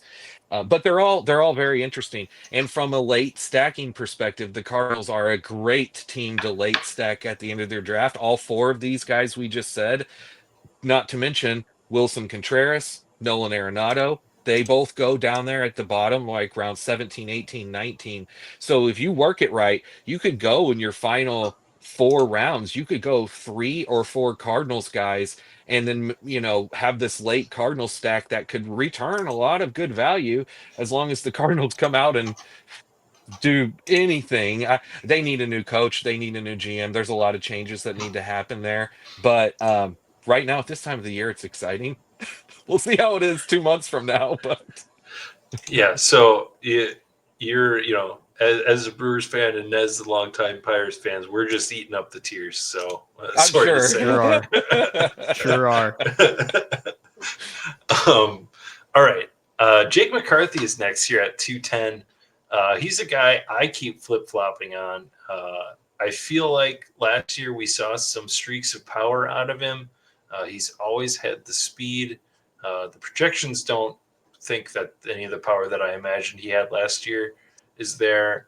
I would listen to the Rates and Barrels outfield preview, and when they got to Jake McCarthy, they started talking about him losing time to Alec Thomas. So Nez, maybe help me settle on which side of this Jake McCarthy scale in my head I'm on. I don't take Jake McCarthy, and I probably won't this season. But when I know he's in the lineup, he's always like, man, I envision him having a high daily ceiling. So I do take him in Diamondback stacks during dailies. But for best ball, I will probably not have any Jake McCarthy this season, unfortunately. All right, Spencer, are you going to push my scale even further to that side? No, I'm sorry, I'm not. And I do take him occasionally just because he goes so late whenever I do have a Diamondback stacks. Again, an underdog. Then that's what we're talking about. No power, no power. So you're not going to get much, but he's pretty decent from a average and speed perspective, which is why I have interest in him in Roto. But in this, pretty much just move on. I don't think. Take one of the Cardinals guys that we just said instead. All right. Well, I'm not going to be all out on him, but yeah, my excitement has come down. Jesus Sanchez next, 212 ADP. Spencer, I'm not taking any Marlins this year. I think this is the one I could talk myself into. Is he on your list? Are you taking him any Marlins stacks, or is he just off? Pretty much no. There's not really there's not really like desirable reason to take Marlins stacks. But I do well occasionally I looked 7%. I'm at 7% Jesus Sanchez because Jesus Sanchez he destroys the ball. Without looking it up, I am almost positive that he hit the furthest home run last year, like 507 or not 570 feet, but like 500 something feet. He can crush the baseball. On Baseball Savant, looking at it, his hard hit percentage is right at the top.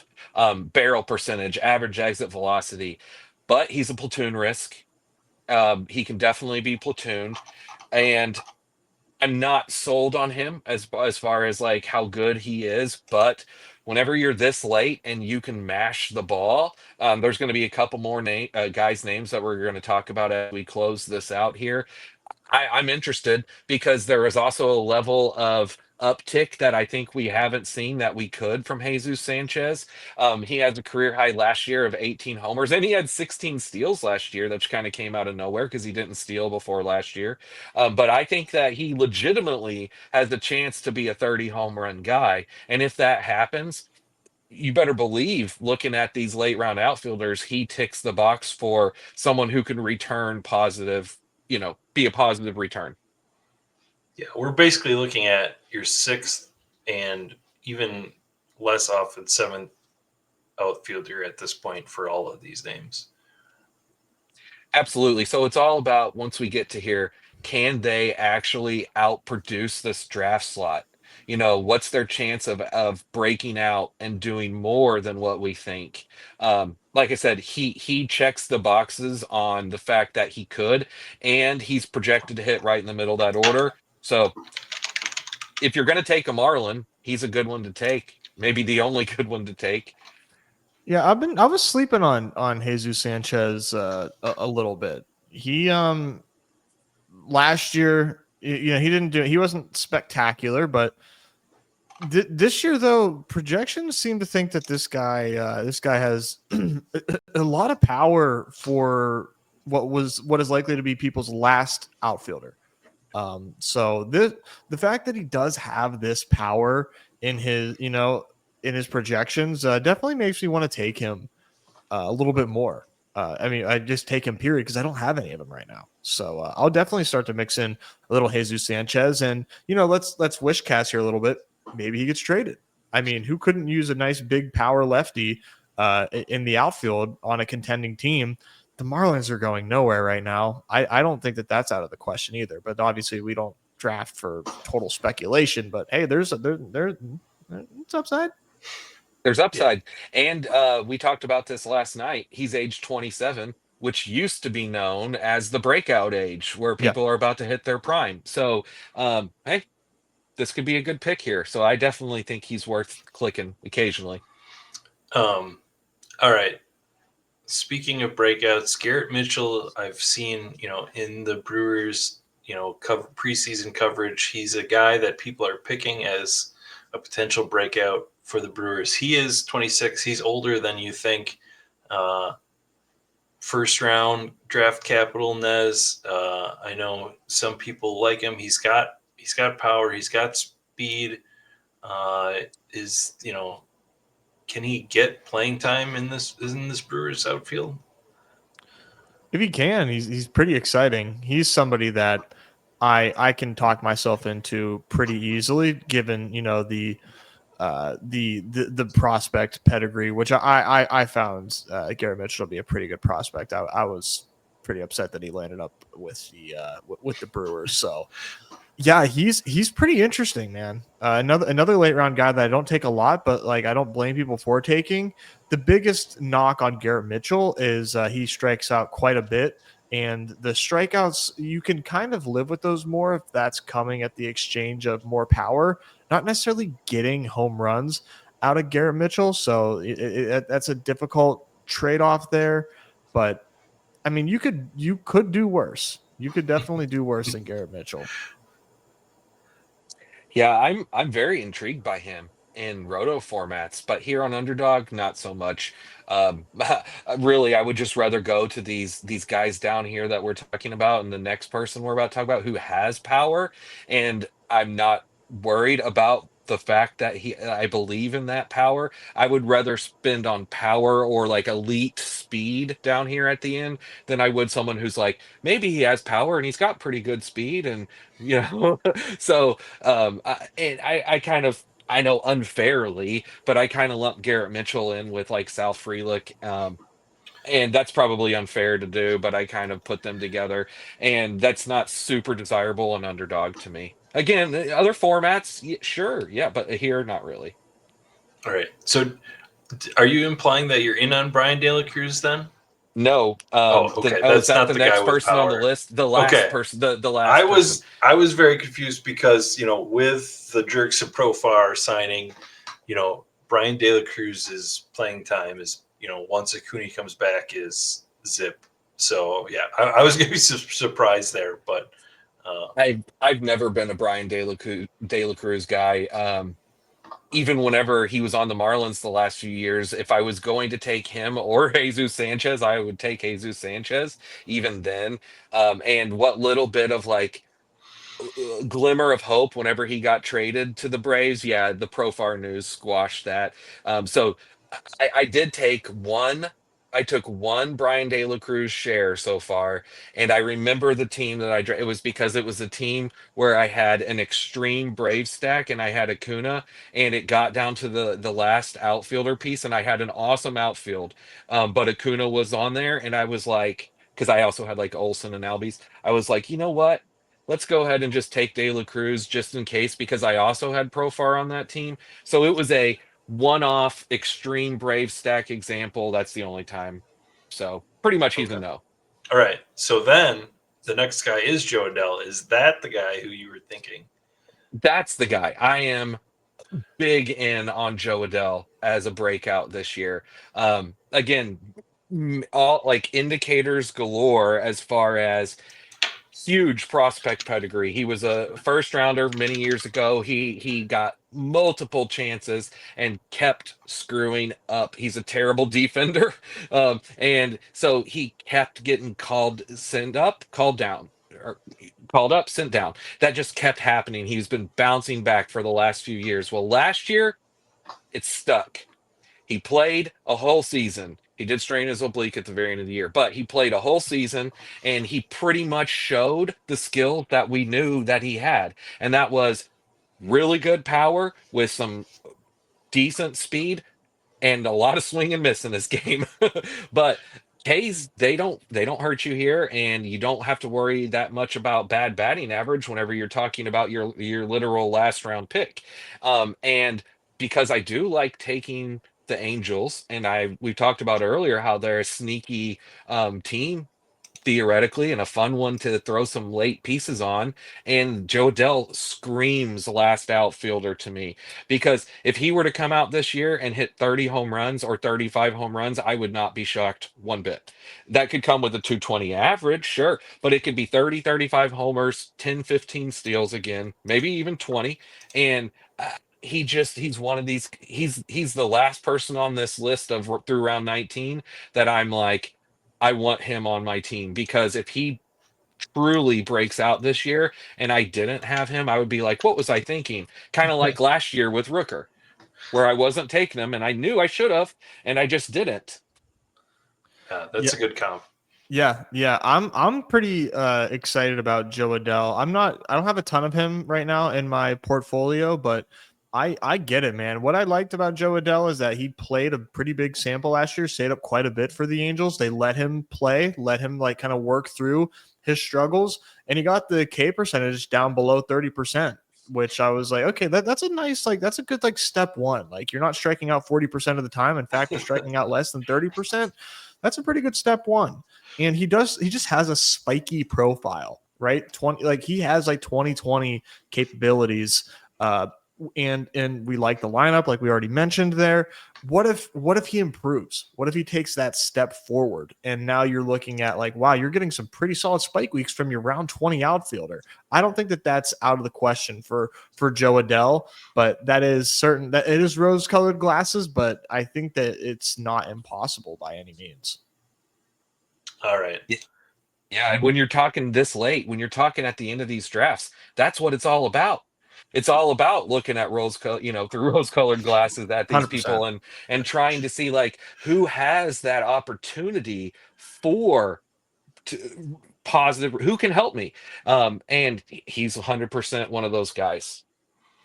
All right. We've reached round 20. At this point, the players are broken up by team. These are all the guys with ADP as of yesterday when Billy pulled the data here. So we're gonna go. I'm gonna go rapid fire here. Interrupt me if you want to talk about a guy. So Alex Verdugo, unsigned. No. JD Martinez, unsigned. Now I'm ready to move on from those guys. Andy Eloy, but he's not unsigned. He should be on Tampa. He's on Tampa, but yeah. I'm not taking him. Yeah, I think he's technically on a minor league deal. Yeah, I think I've taken him once on a Tampa stack just for old time's sake. All right, and then we get to Diamondbacks. We have Pavin Smith and Randall Grichuk.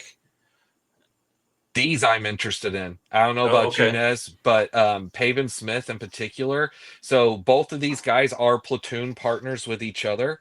Yeah. But both of them have great power potential from both the left and right hand side. They could be an awesome real life platoon for the Diamondbacks. But Pavin Smith has the opportunity for the extra playing time that Gritchett's not going to get. Pavin can play first and outfield, and since they got rid of Christian Walker, it was like I was actually really in on Pavin Smith and taking him at the end of Gladiators back in November and December whenever I knew that Walker was going to be gone there.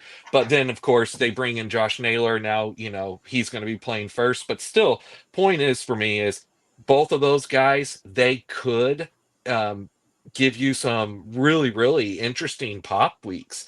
And if an injury happens and it, like for Pavin Smith, if Josh Naylor goes down, Pavin Smith could turn into a really interesting piece. He's got a ton of power. And his Savant page looks really good from his time at the end of last year. If you just watched him, I mean, and he kind of came out of nowhere. Anyway, I've talked too much about them. Sorry. No. I mean, I liked him a lot whenever he was in the lineup for Arizona. Now, I don't know that he's going to put up a 140 WRC plus if someone goes down and now we get 120 games of Pavin Smith. I'm not sure that's taken place. But I think he's someone to keep an eye on for dailies when he's in the lineup. I think you can take him, but I won't be taking him in dingers. Much better for you're 100% whenever you get to dailies. Way better play. I don't have any. I will say when we get to people on this list that I actually have drafted, I've not drafted either of these guys on Underdog. Okay, but yeah, interesting profile. I didn't realize that, like you saying that there's a power there. I didn't even realize it because when I see Pavin Smith, I don't see a power hitter. Just physically when I look at him, not right stats or anything. All right. Heston Kierstad, we've talked about Orioles thing. I keep just adding him to Orioles stacks, hoping that the playing time works out in his favor.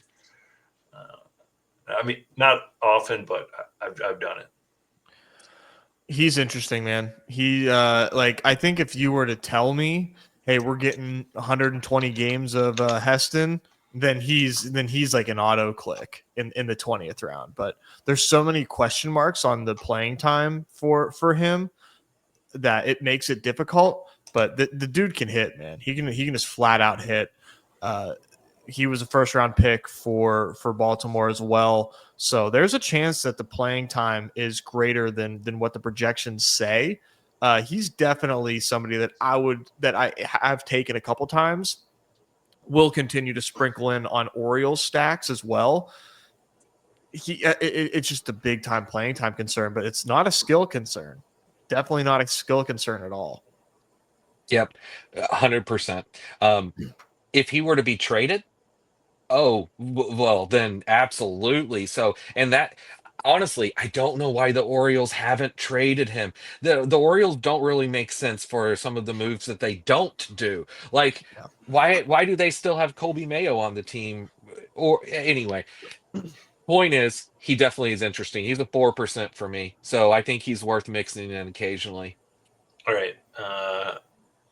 Masataka Yoshida feels like a guy I should also be mixing in, but I just don't because the team doesn't like him. But the hit tool exists, right? Yeah. Weird one. Yeah, he's a weird one. Mm-hmm. Playing time for me. Playing time, and I don't feel good about it at all. Considering the way that the Red Sox offseason is gone, I don't think they're figuring it out on the fly. And it's just too thin of a playing time play, in my opinion. Okay. Yep. Not worth the risk here. Plenty of other people if you're going to take a last round outfielder. All right. So we do have plenty of playing time available for the Chicago White Sox. We have Andrew Benintendi, Miguel Vargas. Is he an outfielder? He qualifies as an outfielder. Outfield designation? Mm-hmm. I didn't even realize that. Yeah, he he has third base and outfield in the 20 game eligibility and other formats, but yes, outfielder here. I have taken him in my DCs, I think on both DCs, because I've always liked Miguel Vargas, but talk about a depressing situation, going from the broken finger and being told to play and not swing the bat to then just getting cast off to the White Sox. Like, man, that's tough. I will admit that I took a few shares of Mike Tauchman in the bullpen. I don't know what I was thinking there, but I don't know. But Benintendi is the interesting one, I think, here. Just like He does stick out when you look at the UD total. I mean, he's flirting with 1,000, and he's buried down here. I do agree that he's not like terrible, but I still won't do it. Yeah, I will mix in Benintendi occasionally. So I've talked about this, but my friend Duggar finished third in the Dinger last year, and Oh, he had nice. Andrew Benintendi on that team, and Andrew Benintendi factored for him as one of Wow. his scoring players to help him get to third place in the final 2-week period. So why is that? Because Andrew Benintendi has the largest contract in White Sox history, which is crazy, but it's true. He is locked to play in the top 3 every day. Well, on Baseball Savant, they have him actually listed in a platoon risk, but I don't think that's going to happen. I think Benintendi is going to be in there every day. And he last year he's showed some surprising power kind of a little bit out of nowhere. So he's someone that if you're going to take a White Sox here, maybe if you've had Luis Robert, you took a Luis Robert share, not a bad last round flyer, but you don't really want him. And Talkman, he is at least projected to bat leadoff, but no, not in this format. I don't want Talkman or Vargas. Yeah. All right. Reds here. We got Austin Hayes, Jake Fraley. None for me. They're nothing burgers for me. All right. No thanks. Round 20. Cleveland Guardians. I know a certain person here likes one of these two names. We have Big Christmas, who I'm going to call him that, Johanski Noel. Somebody can correct me on that one too. And Chase DeLauder. So I know you're in on Chase Nez. I You am. think he is going to make his case for being on the team, so I'll let you make that case for him to make his case or something. Yeah, I think his hit tool is extremely apparent, and I think there's a pretty large ceiling with Chase.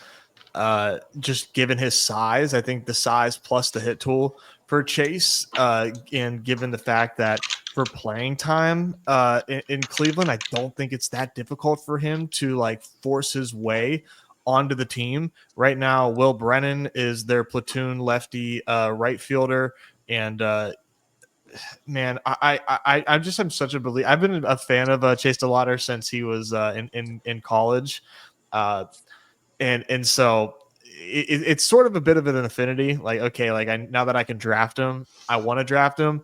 But I think that he's going to have no choice but to get playing time in the big leagues, unless he gets hurt. If he gets hurt, obviously, then that's a different story. But I don't see how they can hold him down in AAA. I think he's just gonna mash his way through AAA and force the issue. And in the 20th round, I want a player not a lot of people are taking, and I think I think he has big time upside. So I'm excited about this guy, man.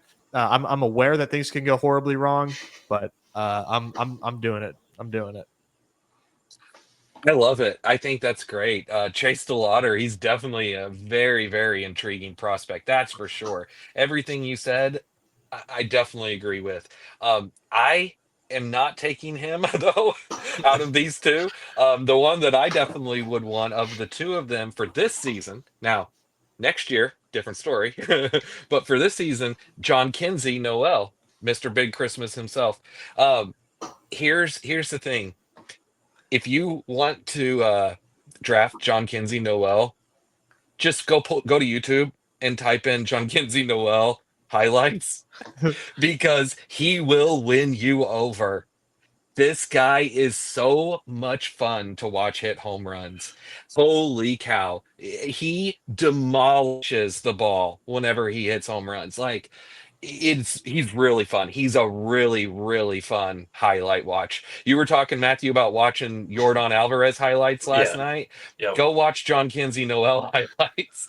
But just by doing that, though, then you may be like me and want to draft him, and maybe that's a wrong choice because he might not do anything. I get it. He could be a nothing burger, but he has power. And like I mentioned in these final rounds, I either want someone who I think could play all the time and could spike from a power or speed potential, or just could have big weeks from a power perspective where they could get 3 or 4 homers in a week.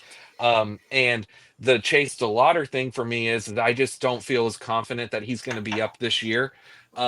Whereas if he does, though, he's easily the better play. I mean, there's no doubt he's vastly superior player on a 1-to-1 basis.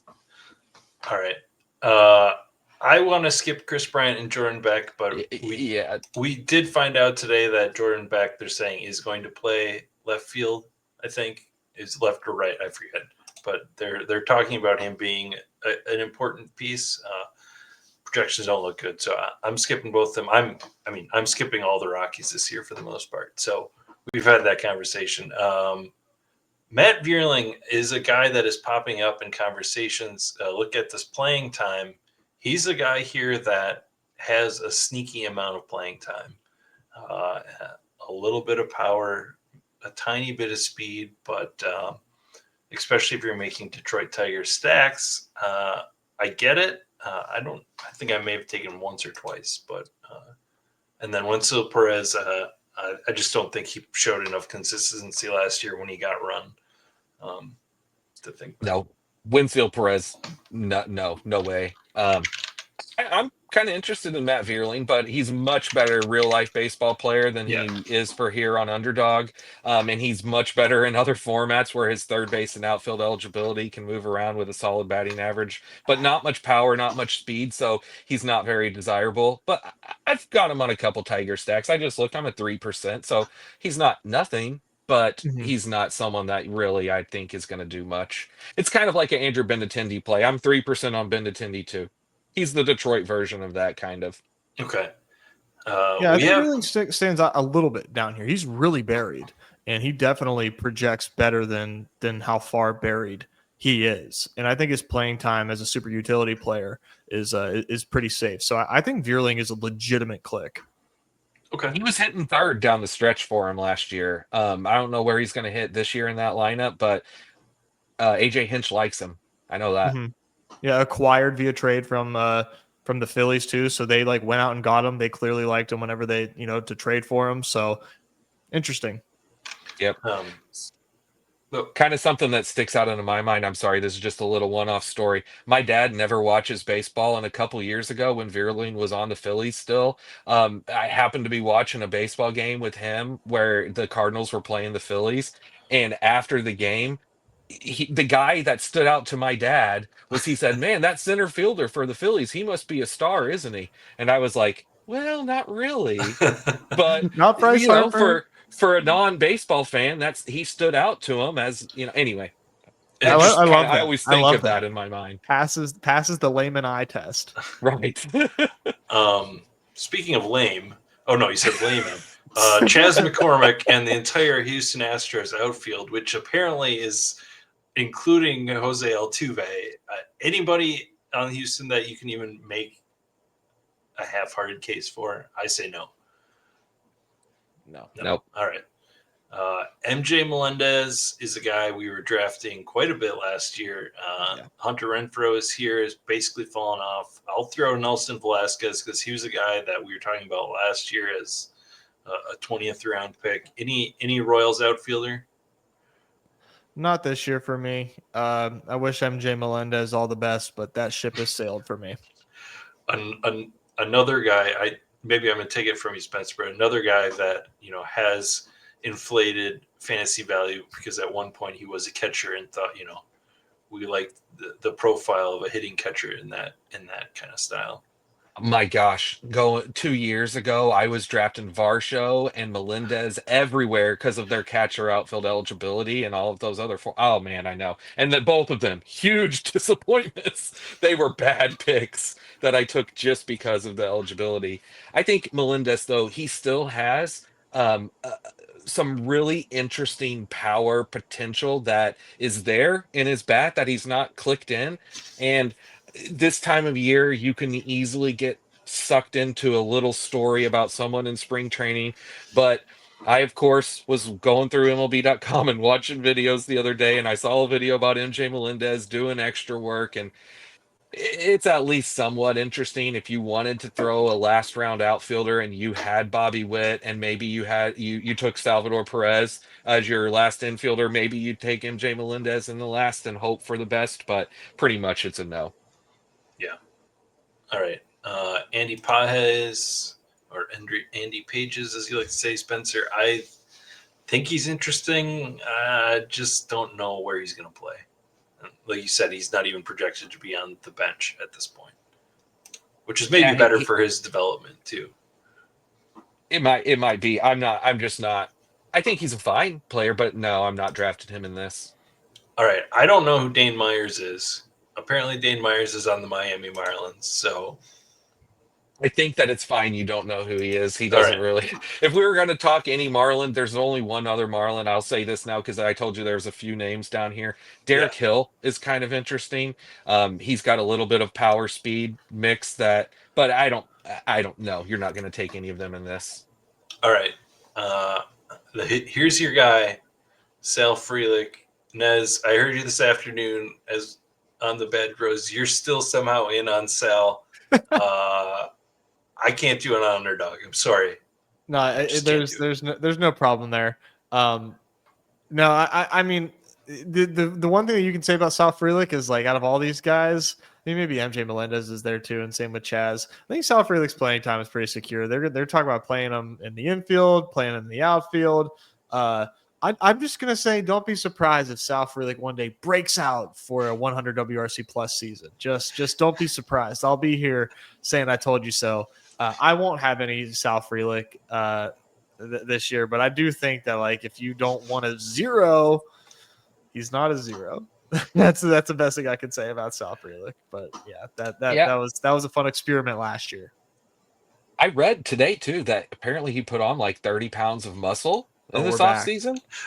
So, like, literally, I just saw that today on something I was reading today, and I was like, oh man, well, I don't know, because one thing that I will say about Sal Frelick, you just brought it up, he won a Gold Glove last year.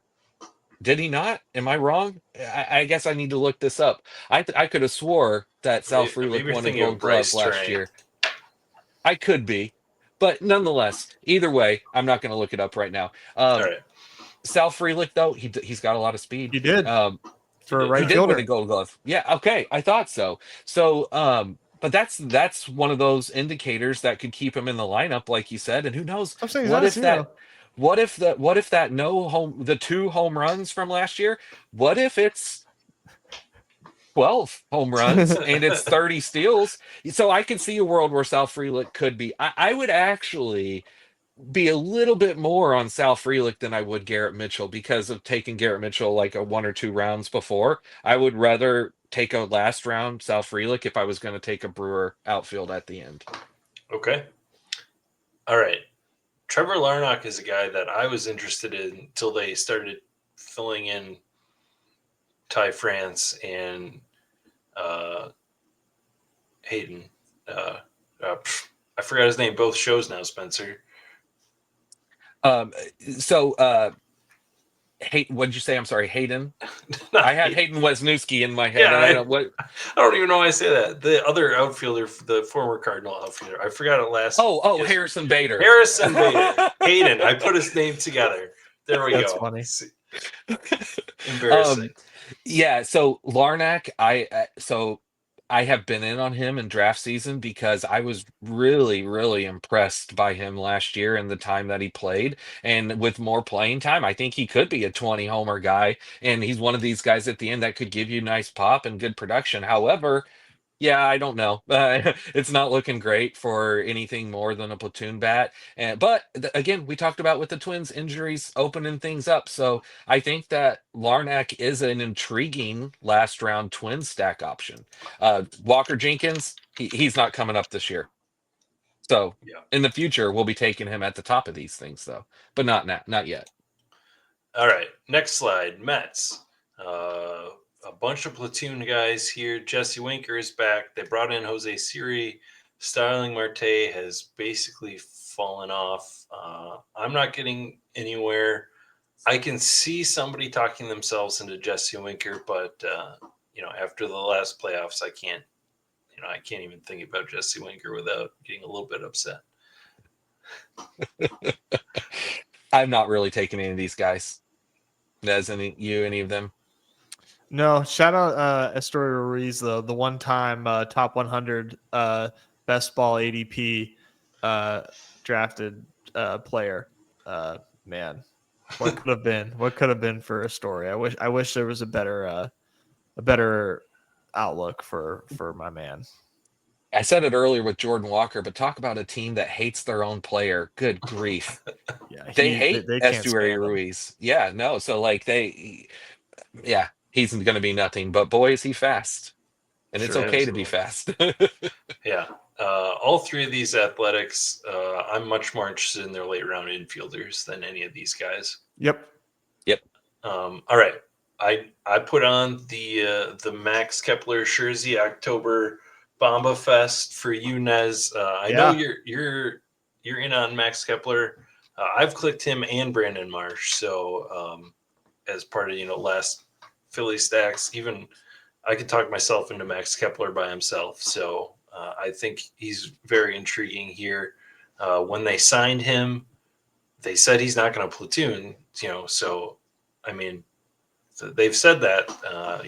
Is that true? I don't know, but yeah, I'm gonna go back one more year to Max Kepler.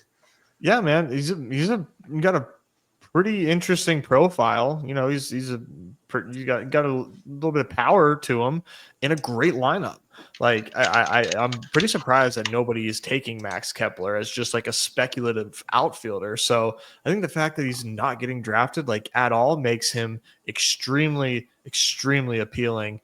Brandon Marsh is a good one though too. He's a good defender, but he can hold his own with the stick, and he spikes every now and then for the Phillies. Both these guys I just think are really, really good picks for Phillies stacks, and nobody takes them. I think that's the best part. No one's looking at these guys. It's hilarious. I completely agree, and I have drafted both of them in every other format, especially Brandon Marsh. But I have none. 0 shares of them on Underdog. I need to fix that. I will be getting both these guys into some late Philly stacks as now that we've talked about it, because they deserve to be in a few, because both of them are really good players. I actually prefer Marsh over Kepler myself, but I think Kepler probably has a bigger upside because we've never seen the best Max Kepler season. And it may never happen. We may never actually see the best Max Kepler season. Right. But there's still a chance. That dude, his power has never been in question. And it's never really happened with the Twins. This is his first time moving off to a great situation. So, yeah, take a chance. I'm down. Well, all right, we'll throw the Pirates over to you, Nez. You'll have to do that. Okay. I will say Tommy Pham potentially hitting leadoff is somewhat interesting from a Andrew Benintendi profile perspective, but no, I would say no on all these guys as well. Definitely Sawinski and McCutcheon are big no's. Pham's the only one that's even somewhat interesting to me. Yeah, I liked Tommy Pham every year prior. I always thought that he was a pretty underrated player. Not interested this season. What I think is going to happen is he either gets DFA'd or traded at some point to a less desirable team where he's not playing nearly as much. So yeah, I'm going that feels to get my inevitable, Pirates doesn't heartbreak it? elsewhere. Yeah, that feels like it's inevitably going to happen. He's not going to finish the year hitting leadoff for the Pirates. No way. No shot. All right. I think we've done it. We've hit our last slide, guys. We have a guy who I introduced to you, Nez, and I still don't actually really know anything about in Tirso Ornelas for the Padres. I just thought there was nobody there to play outfield, and he was the next man up. So I put him in Padres stacks. He does not project well.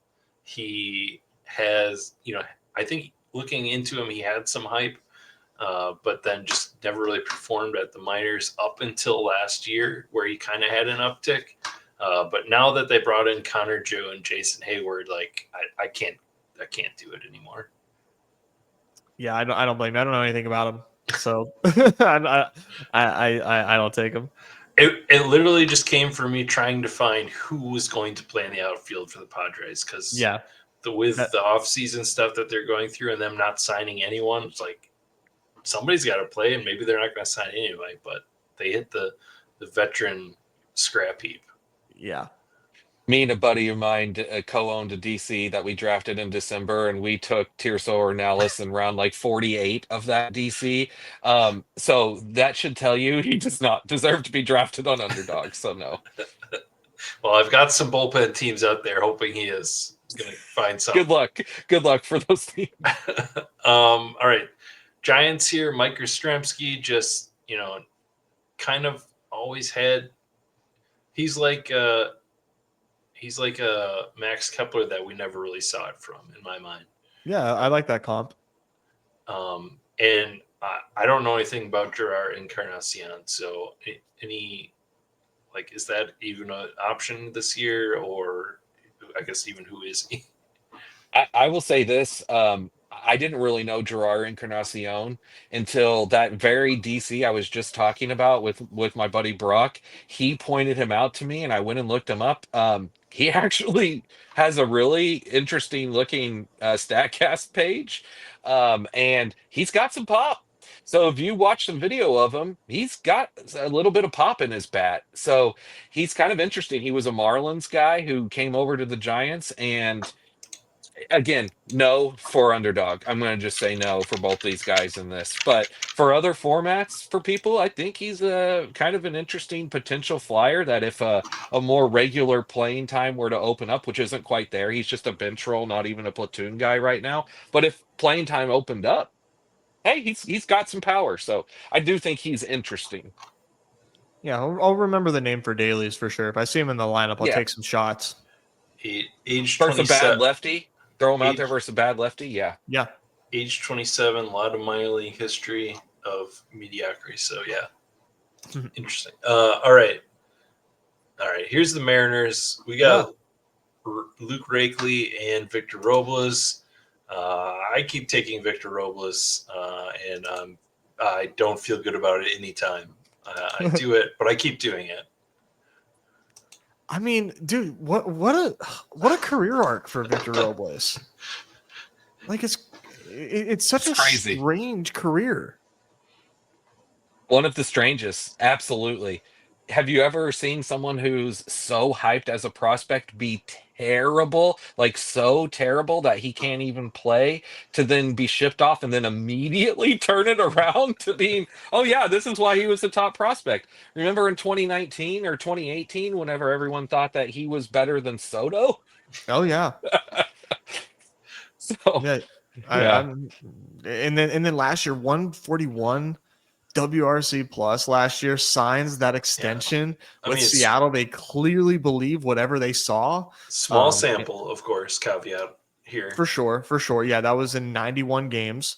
But man, I mean, he's probably gonna play every day. I mean, they just gave him a lot of money. Could lead off most days too. And it's just like he led off 41 times last year and single digits every other spot in the batting order last year. He's probably going to lead off in front of a Rosarina and Cal Raleigh and Julio and this next guy, Luke Raley, who Luke Raley isn't bad. Mm-hmm. I don't know. Yeah, major platoon there for Luke Raley. I can't really get to him a daily guy only. Yep. Yeah. Good rates, but yeah, huge platoon issues or risks. Yeah, Robles is the last big one for me. So he was the one on these once we got to round 20. He blows away everyone else from a drafted perspective that we've been talking about ever since round 14. So Okay. since Michael Conforto, I told you I drafted him a decent amount back when we were on him. I've got 20% Victor Robles. I take him all the Nice. time.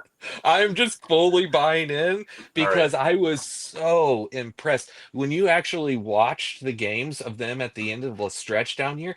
Victor Robles looked so good hitting at the top of that lineup, hitting in front of Julio.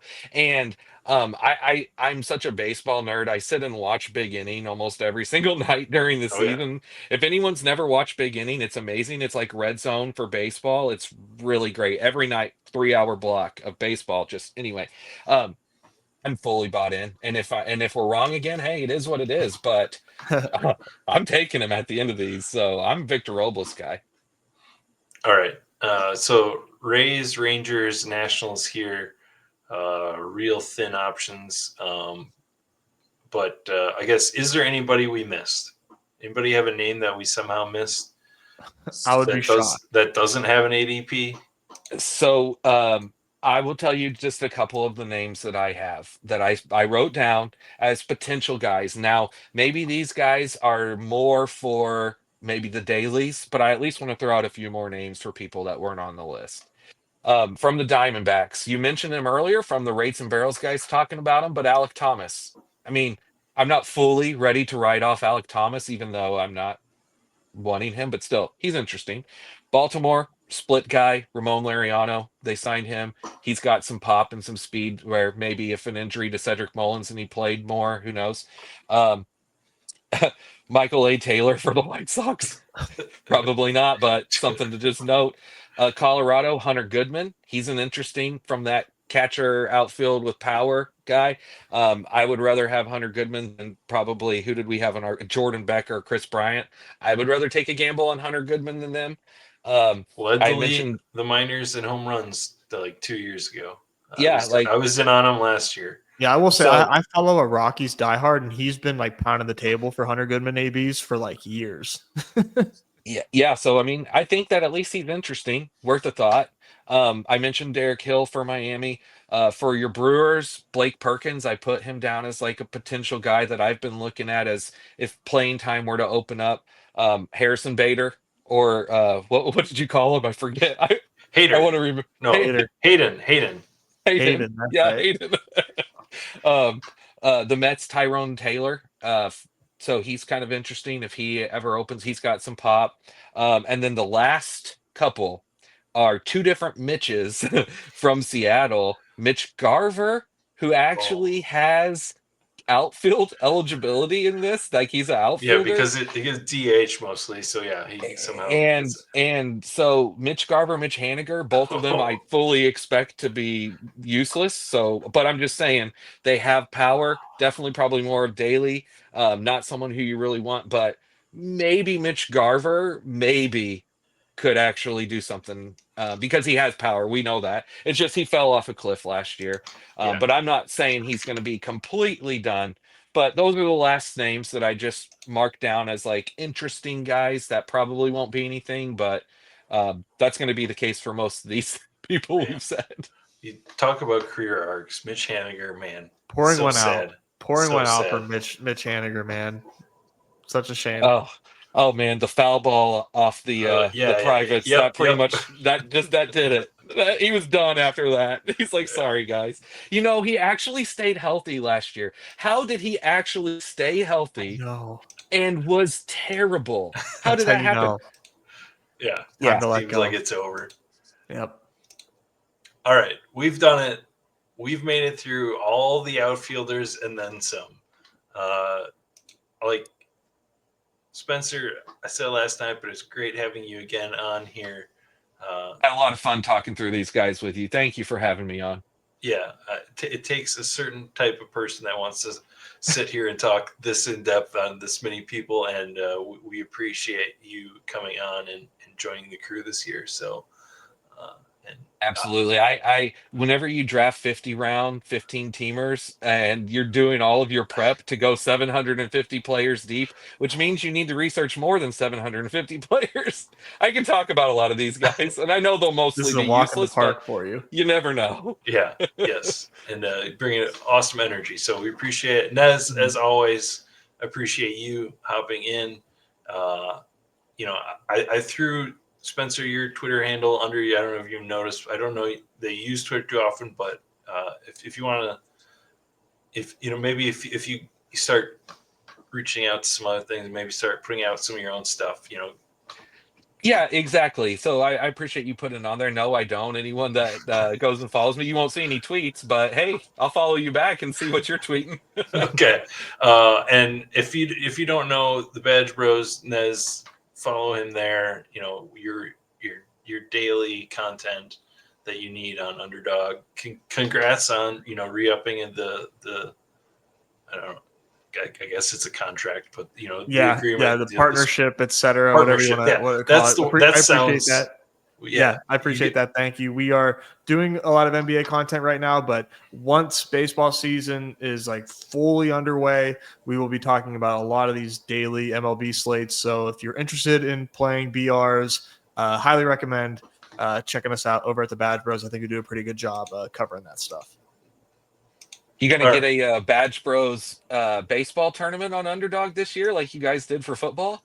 There's been some requests for it. I think we might be able to squeeze that in there. I'm gonna have to talk to my guy Numi. I think that'd be pretty fun. All right. No, yeah, I did the football ones that you guys did. So Nice. I'm out there in the streets drafted hundreds of football teams too. So yeah, we'll see what we can do. All right, so yeah, look for that. Look for all the great stuff out on Underdog. We have drafters, we have DraftKings. We can say that because we are not partnered with Underdog here. But yeah, the rooms are out there to draft. So yeah, for Spencer and Nez and for myself, thank you for sticking with us on this long episode. We'll be hitting pitchers next week, so stay tuned for that. In the meantime, go fill some drafts.